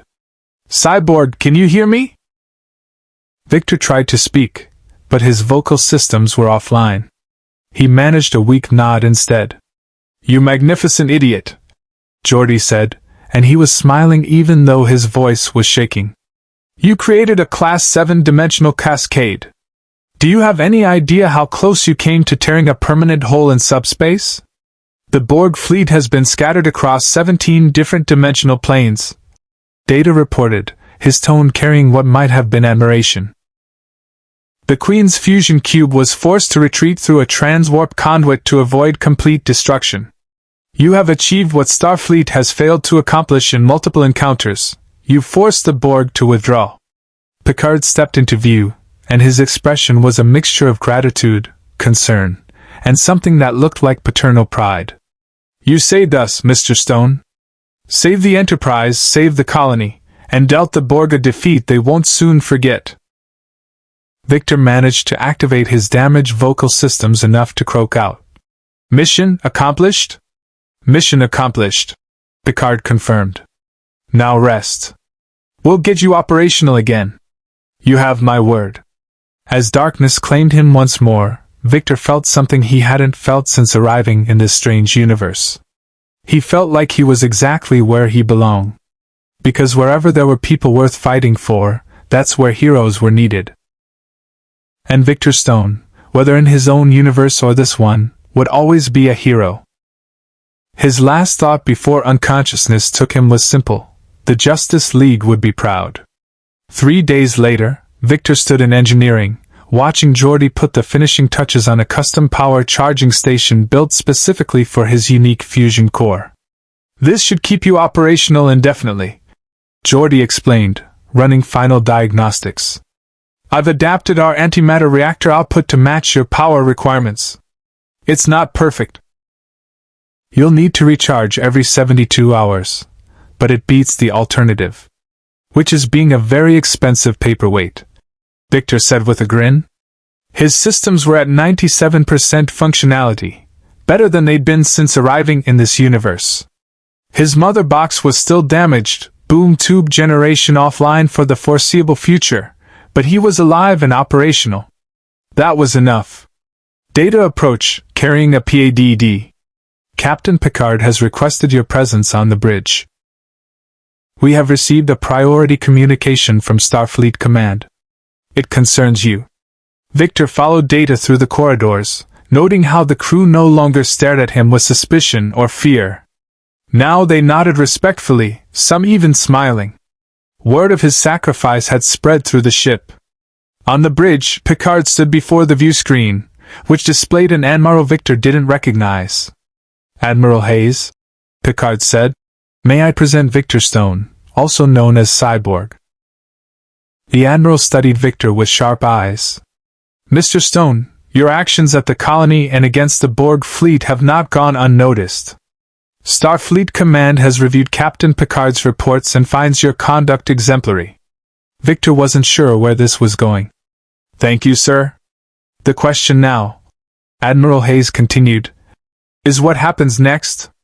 You're stranded in our universe, unable to return home. Starfleet is prepared to offer you asylum and, if you're interested, a position as a tactical consultant. Your unique perspective and capabilities would be invaluable. Victor looked at Picard, who nodded encouragingly. He thought about his own universe, his friends, his team. The Justice League would be looking for him, wondering what happened. But he also thought about the 40,000 colonists he'd saved, about the crew of the Enterprise who'd risked everything to help a stranger, about a universe that needed defenders just as much as his own. I'd be honored, Admiral, Victor said. Until I can find a way home, I'll do whatever I can to help. The Admiral smiled. Welcome to Starfleet, Mr. Stone. Try not to create any more dimensional cascades. As the transmission ended, Victor felt Data's hand on his shoulder, a gesture of friendship from one synthetic being to another. You will find your place here, Data said quietly. As I have found mine. Victor looked around the bridge, at the stars beyond, at a future he never expected. Maybe he would find his way home. Maybe he wouldn't. But either way, Victor Stone would keep fighting. Keep protecting. Keep being a hero. Because that's who he was, in any universe. 3 weeks after the battle that scattered the Borg fleet, the Enterprise received a priority alert that turned Victor's blood cold. Captain, we're detecting a transwarp signature, Worf announced from Tactical, his voice tight with tension. It's emerging directly ahead of us. Picard rose from his chair, his expression hardening. Battle stations. Red alert. The familiar klaxons blared through the ship as crew members rushed to their posts. Victor was already on the bridge. He'd taken to spending most of his time there, learning Starfleet protocols and studying this universe's technology. Now he moved to the auxiliary tactical station Data had configured for him. Signature confirmed, Data reported. Single Borg vessel. Configuration matches the Queen's fusion cube. Victor's hands clenched. The Queen. She'd survived the dimensional cascade, and now she was back. His sensors locked onto the emerging vessel, and his tactical computer began running attack scenarios. She's alone, Riker observed. No support fleet. That's not standard Borg tactics. No, it isn't, Picard agreed. Mr. Worf, status of their weapons? Powered down, Captain. Shields are active but configured for standard navigation, not combat. The fusion cube completed its emergence from the transwarp conduit, and came to a full stop 5,000 kilometers from the Enterprise. For a long moment, nothing happened. Then the view screen activated, showing the Borg Queen's face. She looked different. Damaged. Parts of her usually perfect features showed evidence of incomplete regeneration, scarring from the dimensional cascade that had nearly destroyed her. "Captain Picard?" she said, her voice carrying none of its usual unified quality. She sounded almost individual. "I have come to speak with Victor Stone. I come alone and unarmed. I request parley." The bridge went silent. A Borg requesting negotiation was unprecedented. A Borg Queen coming alone, without weapons, was impossible. "It's a trap," Worf growled. "It must be." "Scanning the fusion cube," Data said. "I detect only the Queen and minimal maintenance drones. No tactical drones. No weapons charging. This appears to be genuine." Victor stepped forward. "I'll talk to her." "Absolutely not," Picard said immediately. "She tried to assimilate you 3 weeks ago. This could be an elaborate scheme too." "I know," Victor interrupted. "But I'm also the only one who can find out what she wants. My sensors are better than your tricorders. If this is a trap, I'll see it coming." Picard studied him for a long moment, then nodded reluctantly. "Very well. But you're not going alone. Data, you'll accompany him. And Worf, keep a transporter lock on them both. At the first sign of treachery, beam them back immediately." The interior of the fusion cube was eerily quiet. Where before it had been filled with thousands of drones moving in perfect coordination, now it felt almost abandoned. Victor and Data walked through corridors that should have been bustling with activity but instead echoed with emptiness. "Curious," Data observed. "This vessel is operating at approximately 3% of normal Borg efficiency. The Queen appears to have dismissed most of her drones. Or they left her," Victor said. His sensors detected minimal collective traffic. The vast network that usually connected all Borg was operating at a trickle. "Something's wrong with the hive mind." They found the Queen in her central chamber, standing alone among deactivated alcoves. She turned as they entered, and Victor saw the full extent of her damage. Her left arm was partially regenerated, showing the organic skeleton beneath synthetic flesh. Her neural implants sparked occasionally, malfunctioning. "Victor Stone," she said. "Thank you for coming." "I didn't think Borg said thank you," Victor replied, his weapons systems on standby but not actively targeting her. "The collective does not. But I—" She paused, and something flickered across her face that looked disturbingly like confusion. "I am not entirely connected to the collective anymore. Your dimensional cascade fractured the network. I was at the epicenter. The damage was extensive." Data's tricorder was scanning furiously. "Fascinating. Your connection to the collective has been reduced to approximately 18% of normal capacity. You are essentially operating as a semi-autonomous individual." "Yes." The Queen's voice carried an emotion Victor never expected to hear from a Borg: vulnerability. "For the first time in millennia, I can hear my own thoughts above the chorus of the collective. I can question. I can doubt. I can." She looked directly at Victor. "I can understand what you tried to tell me. About choice. About individuality." Victor's tactical computer was screaming that this was impossible, that Borg didn't change, didn't evolve beyond their programming. But his sensors confirmed Data's readings. The Queen was telling the truth. "Why come here?" Victor asked. "Why tell me this?" "Because the collective is attempting to reassert control. They are sending ships to recapture me, to repair my connection, to eliminate the aberration I have become." The Queen stepped closer, and Victor noticed she moved differently now, less mechanical precision, more organic uncertainty. "I do not wish to return to perfect unity. I do not wish to lose this individual voice I have rediscovered.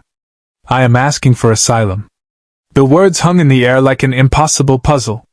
The Borg Queen, the embodiment of the collective's will, the architect of countless assimilations, was asking for protection from her own people. "You've got to be kidding me," Victor muttered. "I assure you I am not." The Queen's damaged implants sparked again, and she winced, another impossibly human gesture. "I know what I have done." The civilizations destroyed, the individuals consumed, the atrocities committed in the name of perfection. I do not ask for forgiveness. I ask only for the chance to choose a different path. Data tilted his head. If you are truly seeking to disconnect from the collective, we may be able to assist. However, Captain Picard's experience with assimilation suggests that complete disconnection is extremely traumatic. Traumatic is preferable to extinction of self, the Queen said. I have experienced both. I choose trauma. Victor's mind was racing. This was the enemy who tried to turn him into a drone, who'd threatened to assimilate the Enterprise crew, who represented everything he'd been fighting against. But she was also the closest thing to himself he'd encountered in this universe, a being torn between organic and synthetic, struggling to maintain individuality against overwhelming pressure to conform. If we help you, Victor said carefully, what happens to the collective? Do they elect a new queen? Keep coming after us? The collective will fracture temporarily, then adapt. Another queen will rise, possibly multiple queens competing for control. The resulting chaos will occupy them for months, perhaps years. The queen's expression hardened. But they will come for me. For you. For anyone who represents the possibility that individuals can resist perfection. Then we'll be ready, Victor said. The Queen's eyes widened slightly. You would protect me? After everything? I'd give you a chance, Victor corrected. Same chance Picard and his crew gave me when I showed up in their universe. Same chance anyone deserves if they're willing to choose freedom over slavery. Captain Picard will not approve, Data observed. The Queen represents a significant security risk. Then we convince him. Victor looked at the damaged, semi-autonomous being before him. Everyone deserves a second chance. Even former villains. Especially former villains. The Queen studied him for a long moment, and something that might have been hope flickered across her scarred features. You are unique, Victor Stone. In all the species the collective has encountered, none have combined such power with such compassion. Yeah, well, where I come from, we call that being a hero. Victor tapped his communicator. Enterprise 3 to beam up. And Captain? We need to talk. You're not going to believe this. As the transporter beam took hold, Victor caught the Queen's expression, uncertainty mixed with something that looked almost like gratitude. She was about to face the hardest battle of her existence, the fight to reclaim her own humanity while resisting the overwhelming pull of the collective. Victor understood that battle better than most. The debate in Picard's ready room was heated. Absolutely not, Worf said firmly. She is Borg. She cannot be trusted.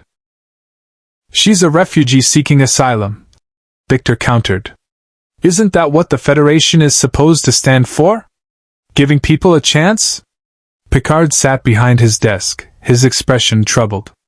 Mr. Stone, I appreciate your compassion. But you weren't assimilated by the Borg. You don't know what it's like to have your individuality stripped away, to become a weapon used against everything you believe in. You're right, I don't, Victor admitted. But I do know what it's like to wake up and discover you've been turned into something you never chose to be. My father rebuilt me without my consent. Made me part machine to save my life. I spent years hating what I'd become. He paused, looking at each of them. The difference is I had people who believed I could be more than my programming. Who saw Victor Stone, not just Cyborg. Maybe she deserves the same chance. The security risks are considerable, Data said. However, the intelligence value of a disconnected Borg Queen is equally significant. She possesses knowledge of collective tactics, technology, and strategic planning that could prove invaluable. Riker leaned forward. And if this is all an elaborate deception? If she's still connected to the collective and feeding them information about our defenses? Then we'll deal with it, Victor said. But I don't think she's lying. My sensors detected her neural degradation. The collective connection is damaged, and it's getting worse. If we don't help her sever it completely, she'll either be recaptured or she'll die when her systems fail. Picard was quiet for a long moment, his fingers steepled in thought. Finally, he looked up. Very well. We'll take her to Starbase 84, where Starfleet Medical can attempt to disconnect her from the collective under controlled conditions. But she remains under constant guard, monitored at all times. At the first sign of deception. Understood, Victor said. As the meeting broke up, Picard called Victor back. A word, Mr. Stone. Victor waited as the others filed out. You're showing remarkable compassion for someone who tried to assimilate you, Picard said quietly. Where I come from, some of our greatest heroes used to be villains, Victor replied. People can change. If we don't believe that, what are we fighting for? Picard smiled slightly. You're going to fit in well here, Cyborg. Very well indeed. Outside, through the ready room window, Victor could see the Queen's fusion cube holding position. Inside that vessel was a being fighting for her right to be an individual, to choose her own path. Victor knew exactly how that felt. And he'd be damned if he let the collective take that choice away from her. The attack came exactly as the Queen predicted, fast, coordinated, and overwhelming. Red alert! Worf's voice boomed across the bridge. For Borg cubes dropping out of transwarp. They're forming an attack perimeter around our position. Victor was already at his station, sensors tracking the incoming threat. These weren't normal cubes. His tactical computer identified them as assimilation-class vessels, specialized for recovering disconnected drones and eliminating resistance. They've come for her, Victor said. On the view screen, the 4 cubes moved with frightening precision, their weapons charging in perfect synchronization. The collective's message was clear: return the Queen or be destroyed. Starbase 84 is still 2 hours away at maximum warp, Data reported. We cannot outrun them. In the Enterprise's medical bay, the Queen stood under heavy guard, Starfleet security officers watching her every move. She looked toward the ceiling as if she could see through the ship's hull to the collective fleet beyond. They will not stop, she said quietly. They will destroy your ship to prevent my defection. The collective cannot tolerate proof that individuals can escape perfection. Dr. Crusher, who'd been monitoring the Queen's neural degradation, looked up from her medical tricorder. The procedure to sever her collective connection will take at least 30 minutes. And it's dangerous. There's a 60% chance it will kill her. Then we don't have time to reach the starbase. Victor said over the comm. Doctor, start the procedure now. Cyborg, are you insane? Riker's voice cut in. We need every advantage to fight 4 cubes. If the procedure fails, if we don't try, the collective recaptures her and learns everything she knows about Federation defenses. Victor interrupted. This is our only shot. Picard made his decision with the quick certainty that had kept the Enterprise alive through countless battles. Dr. Crusher, begin the procedure. Mr. Worf, all weapons to maximum. Target the lead cube shield generators. Data, prepare evasive pattern Delta 7. Cyborg. Yeah, Captain? I hope you're ready for another impossible fight. Victor grinned despite the odds. Always am. The Borg attack began with devastating efficiency. All 4 cubes opened fire simultaneously, dozens of cutting beams converging on the Enterprise. The ship's shields flared, holding, but the power drain was immense. Shields at 87%, Worf reported. Returning fire. The Enterprise's phasers and photon torpedoes struck back, but the Borg adapted within seconds. What had worked against single cubes before was useless against a coordinated assault. They're not trying to disable us, Data observed. They're attempting to overwhelm our shields and board the ship. They want the Queen alive, Victor said. That's their weakness. They have to be careful not to destroy us completely. A weakness we can exploit, Picard agreed. Mr. Worf, concentrate all firepower on a single cube. Force them to divert resources to protect it. The Enterprise's weapons hammered 1 cube mercilessly. The Borg vessel shields held, but 2 other cubes moved to intercept, creating a defensive screen. It was working, The collective was splitting its attention. But it wasn't enough. The fourth cube launched a barrage of boarding torpedoes, projectiles designed to penetrate shields and deliver tactical drones directly onto enemy vessels. "Brace for impact!" Riker shouted. The torpedoes struck multiple decks simultaneously. Victor felt the Enterprise shudder as Borg cutting beams sliced through hull plating. Warning klaxons screamed. Crew reports flooded in. Drones were materializing throughout the ship, converging on Medical Bay. "They know exactly where she is," Victor realized. "The collective can track her even with her connection degraded." "Security teams to Medical Bay," Picard ordered. "All personnel, weapons free. Repel boarders." Victor was already moving, sprinting from the bridge toward Medical Bay. His combat systems were fully online, weapons charged, every sensor tracking drone movements through the ship. He counted 37 intruders, all tactical class, all moving with single-minded determination toward one target. He intercepted the first group in a corridor on Deck 7. 6 drones, advancing in perfect formation. Victor didn't slow down. He hit them like a battering ram, his enhanced strength sending 2 sprawling. His sonic cannon fired at point-blank range, the confined space amplifying its destructive power. The drones adapted, but Victor was already switching tactics. His fist crushed one drone's cranial implants. His plasma cannon vaporized another. He fought with the controlled fury he'd learned from Batman's training, efficient, brutal, unstoppable. But more drones kept coming. They poured through the breaches, an endless tide of mechanical death. For every one Victor destroyed, 2 more advanced past him. "Cyborg to Medical Bay," he transmitted between attacks.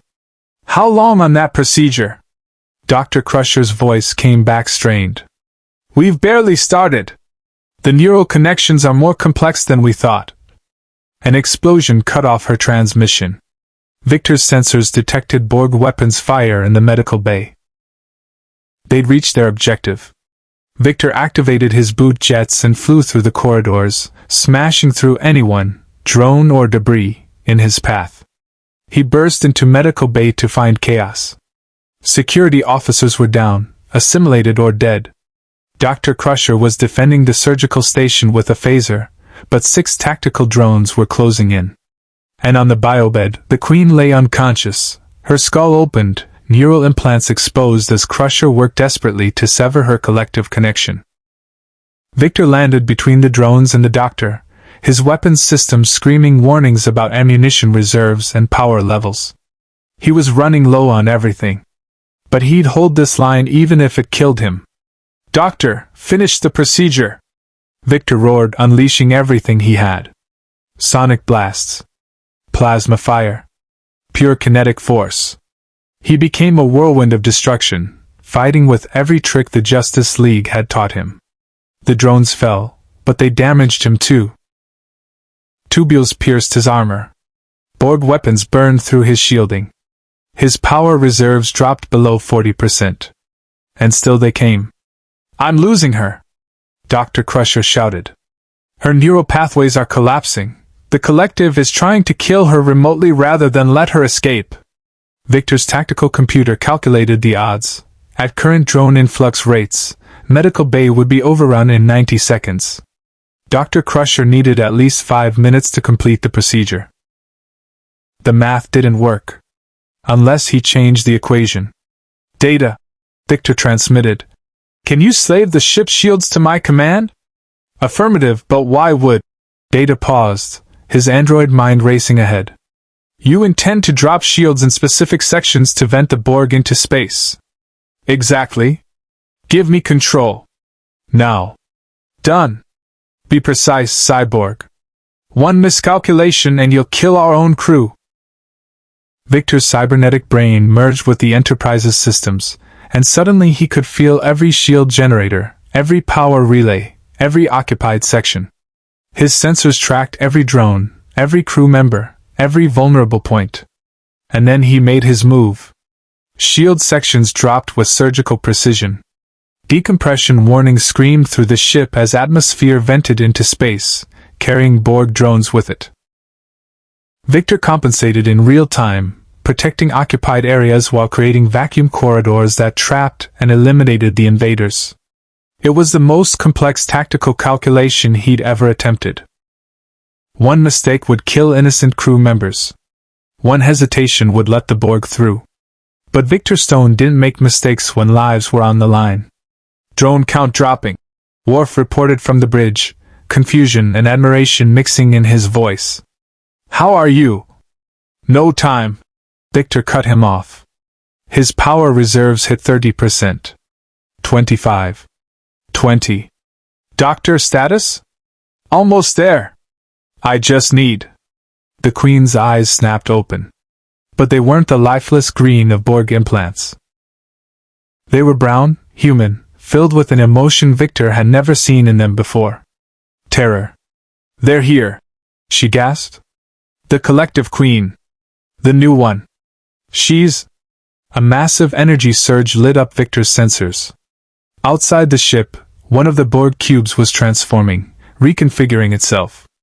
And from within it, a presence emerged that made the original Queen's power seem insignificant. The collective had elected a new Queen. And she was coming to reclaim what belonged to the Borg. Doctor, tell me she's disconnected, Victor said urgently. The connection is severed, Crusher confirmed. She's free. But she's also dying. Her systems are failing without collective support. The former Queen grabbed Victor's arm with surprising strength. You must destroy me. If the new Queen captures my body, she'll extract every memory, every secret. Everything I learned about Federation defenses. Nobody's dying today, Victor said firmly. Not if I can help it. On the bridge, Picard watched the transformed cube approach. Mr. Worf, what are we looking at? A Borg command nexus, Captain. It's 10 times more powerful than a standard cube. Worf's voice was grim. We cannot win this fight. Data's hands flew across his console. Captain, I may have a solution. If we transfer the former Queen's neural engrams into the Enterprise's computer before her biological systems fail, we preserve her consciousness while denying the collective access to her physical body. Do it, Picard ordered. Cyborg, I need you back on the bridge.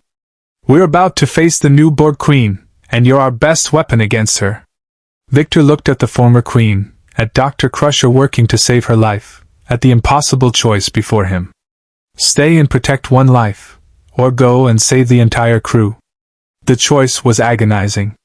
The choice was obvious. I'll be right back, Victor promised the former Queen. Just hold on. He sprinted toward the bridge, his power reserves dropping to 15%, his weapons nearly depleted, his systems damaged and failing. Behind him, the new Borg Queen's voice echoed through subspace. You cannot save her. You cannot save yourselves. Perfection is inevitable. Resistance is futile. Victor's response was simple. We'll see about that. Victor burst onto the bridge as the new Borg Queen's vessel filled the view screen, a monstrosity of geometric perfection and overwhelming firepower. The command nexus dwarfed even the fusion cube, and his sensors screamed warnings about energy readings that exceeded anything he'd encountered. Status, Picard demanded, eyes locked on the enemy. Former Queen's consciousness is being transferred to our computer core, Data reported. However, her biological body is in critical failure. She has perhaps 5 minutes before complete system collapse. Shields at 42%. Worf added grimly. We cannot withstand another coordinated assault. The new Queen's face materialized on the view screen. She was different from her predecessor, younger, more aggressive, her implants gleaming with fresh integration. Her eyes held none of the uncertainty Victor had seen in the former Queen. Only cold, absolute conviction. Enterprise, she said, her voice carrying the full weight of the collective. You harbor a traitor to perfection. Surrender the former Queen's remains and you will be permitted to retreat. Refuse, and you will all be assimilated. You have 30 seconds. Captain, Riker said quietly. Maybe we should consider. No. Picard's voice was steel. We don't negotiate with the Borg. And we don't abandon those seeking our protection. Victor checked his reserves. 12% power remaining. Maybe enough for one final gambit. His mother box pulsed weakly, still damaged, still unstable, but perhaps functional enough for what he had in mind. Captain, I have an idea, Victor said. But it's crazy. Like dimensional cascade level crazy. Picard looked at him sharply. I'm listening. The new Queen is connected to the entire collective. Every drone, every ship, billions of minds thinking as one.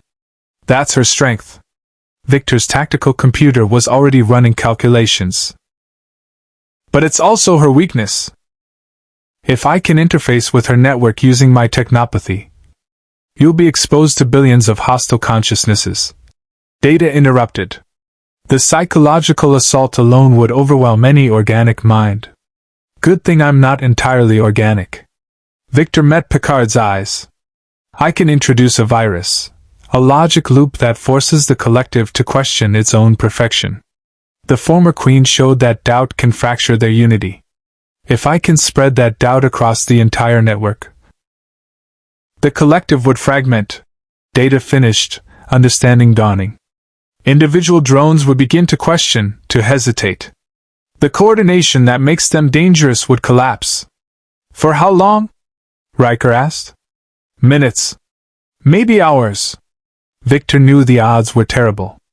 But maybe long enough for us to escape. For the former Queen's consciousness to be preserved. For Starfleet to prepare defenses. And what happens to you when you interface with billions of Borg minds? Picard asked quietly. Victor didn't have a good answer for that. His cybernetic systems were sophisticated, but they weren't designed to handle that kind of neural load.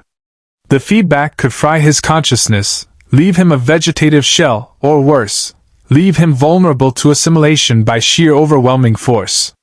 I'll deal with it, Victor said. I always do. 20 seconds. The new Queen announced. Choose quickly, Picard. Defiance or survival. Picard stood, his decision made. Mr. Worf, drop shields. Cyborg, you're clear to launch. Data, the moment he makes contact with their network, get those shields back up. Captain. Worf started to protest. That's an order. All hands prepare for emergency warp on my command. Picard looked at Victor. Good luck, Mr. Stone. And thank you? Victor nodded once, then sprinted for the airlock. 30 seconds later he was in space, flying toward the command nexus on rapidly depleting boot jets. The Borg weapons tracked him but didn't fire. The new Queen wanted to capture him, add his distinctiveness to the collective, understand the technology that had defeated them before. That overconfidence would be her downfall. 10 seconds to contact. Victor transmitted. If this goes wrong, tell the Justice League I tried. It won't go wrong. Picard's voice came back. You're a hero, Cyborg. And heroes don't fail when it matters most. Victor reached the Nexus's hull and magnetized his hands to the surface. Immediately, cutting beams began opening portals, Borg attempting to pull him inside. Perfect. He needed direct access to their network anyway. He placed both hands on an exposed data conduit and activated his technopathy at full power. The collective hit him like a tidal wave of consciousness. Billions of voices. Trillions of thoughts. All perfectly synchronized, all thinking as one, all convinced of their absolute superiority. The sheer weight of it was crushing, overwhelming, impossible to resist. But Victor Stone had been fighting impossible odds since the day he became Cyborg. He pushed back against the mental assault, forcing his own thoughts into the network like a virus injecting code. He showed them images, the former Queen choosing freedom over perfection.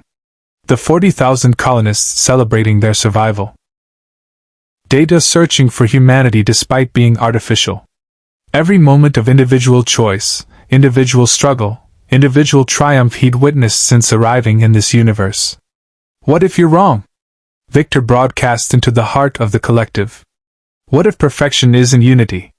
What if it's the freedom to choose your own path? The collective recoiled, trying to purge the infection.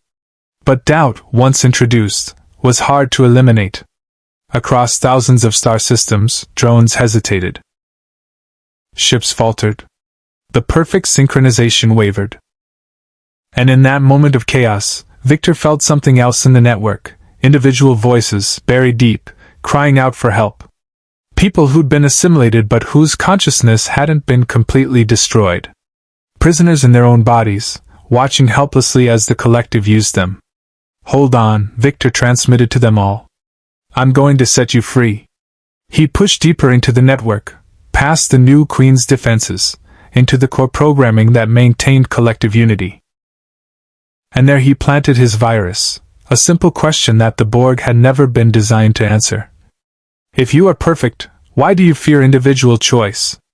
The collective's response was immediate and catastrophic. The logic loop spread like wildfire, each drone attempting to calculate an answer and failing, passing the question to others, creating a cascade of recursive processing that consumed more and more computational power. The new Queen realized what was happening. "Stop!" Her voice thundered through the network. "You are destroying us." "No," Victor said, and his voice carried across billions of minds. "I'm giving you a choice. Same choice the former Queen made. Stay in your perfect prison, or take a chance on freedom." The network began to fragment. Drones across the galaxy started disconnecting, their individual consciousness re-emerging from the collective whole. Some would survive the separation. Many wouldn't. But all of them would die free rather than live as slaves. The new Queen turned her full attention to Victor, and the mental assault intensified. She was trying to assimilate him, absorb him, make him part of the collective by sheer overwhelming force. Victor's power reserves hit 5%, 3%, 1%. His consciousness was fracturing, unable to withstand the pressure. He could feel himself slipping away, becoming absorbed into something larger than himself. Then he felt another presence in the network, familiar, damaged, but fighting beside him. The former Queen. Her consciousness, transferred to the Enterprise's computer, had found a way to interface with the collective one last time. "You cannot have him," she broadcast to her successor.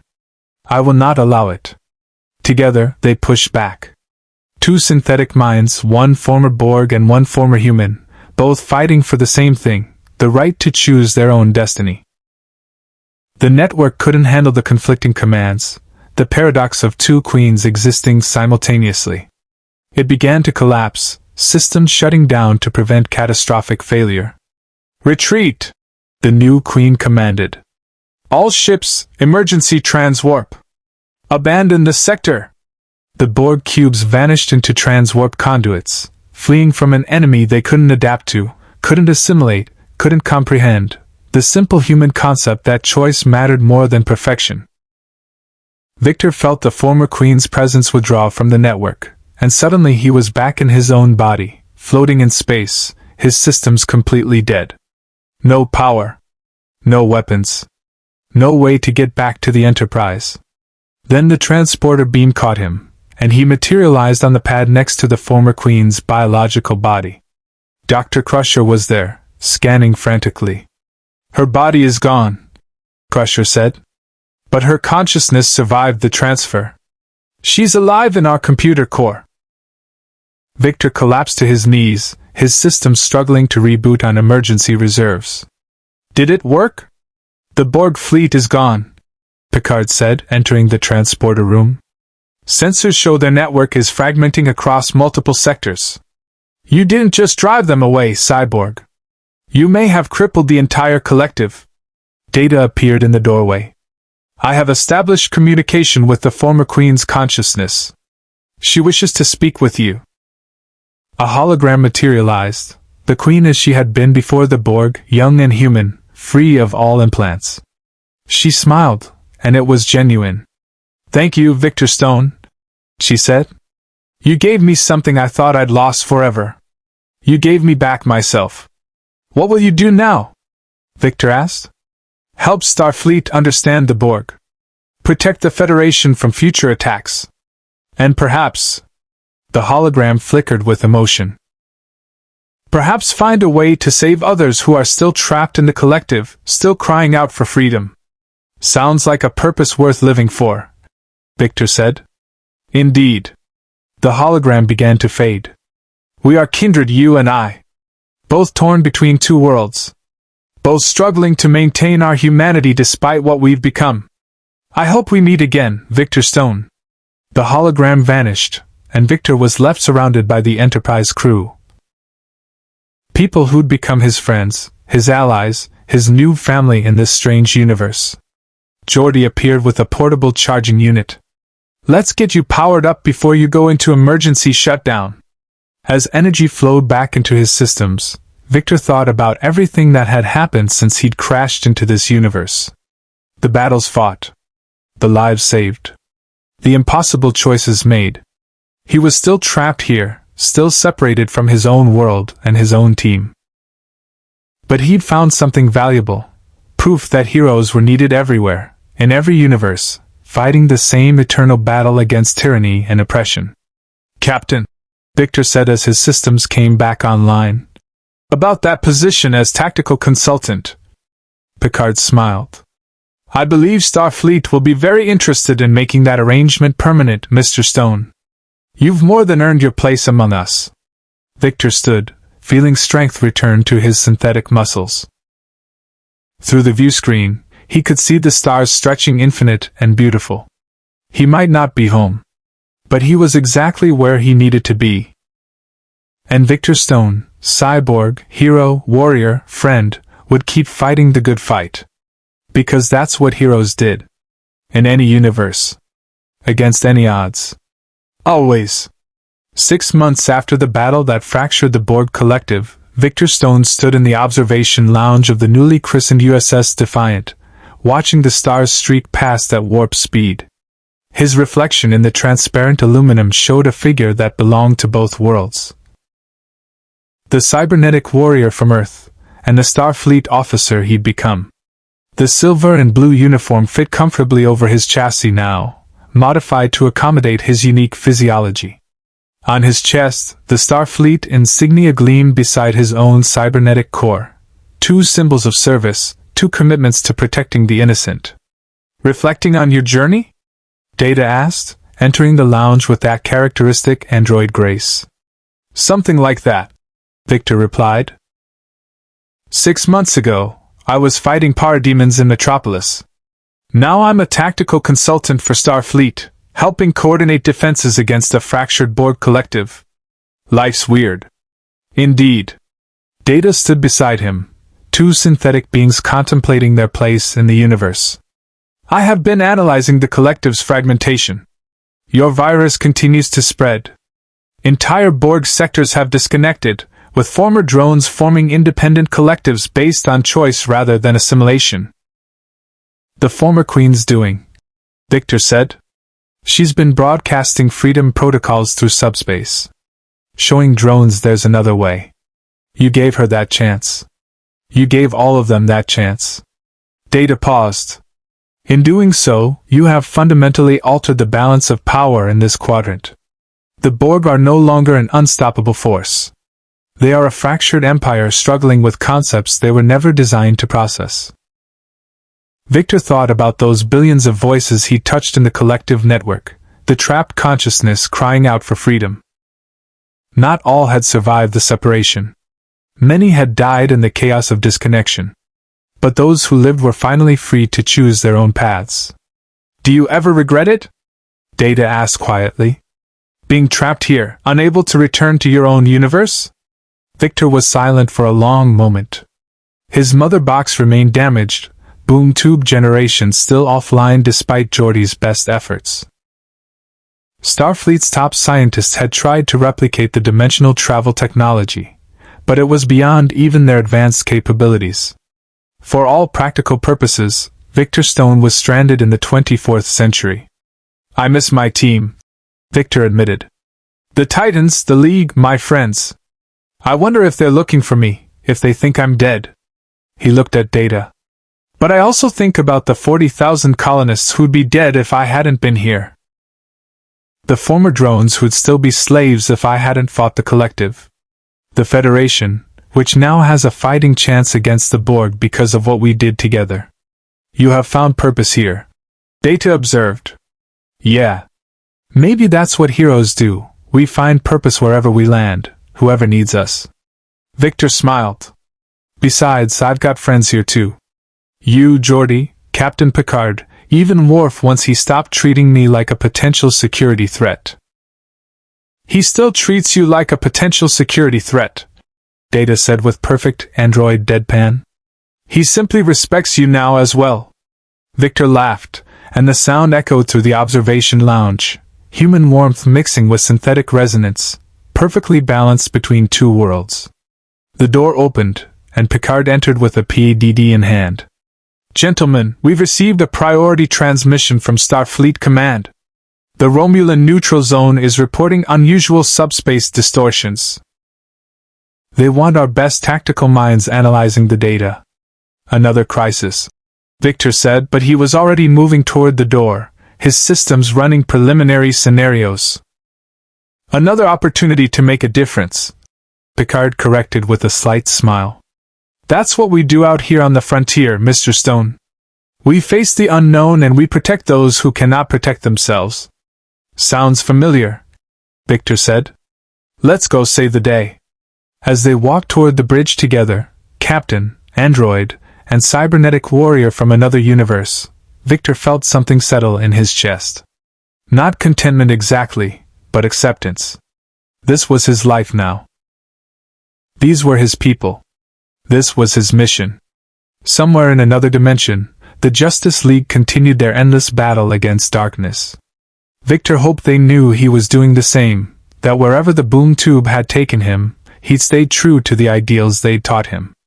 The bridge doors opened, and Victor took his position at the tactical console. Through the viewscreen, the stars beckoned with infinite possibility and infinite danger. Course laid in, Captain, the helm officer reported. Engage, Picard commanded. The Enterprise leaped to warp, racing toward the unknown, toward another crisis, toward another chance to prove that heroism transcended universes, that courage knew no dimensional boundaries, that one person's choice to fight could change everything. Victor Stone had fought the Borg and won. He'd saved a queen from slavery. He'd fractured an empire built on assimilation and control. He'd proven that individuality, choice, and freedom were stronger than any collective perfection. And he'd do it all again tomorrow, and the day after, and every day that followed. Because that's what heroes did. They fought. They protected. They never gave up. Not in his universe. Not in this one. Not anywhere that evil threatened the innocent and freedom hung in the balance. Victor Stone was cyborg, warrior, hero, and now defender of the Federation.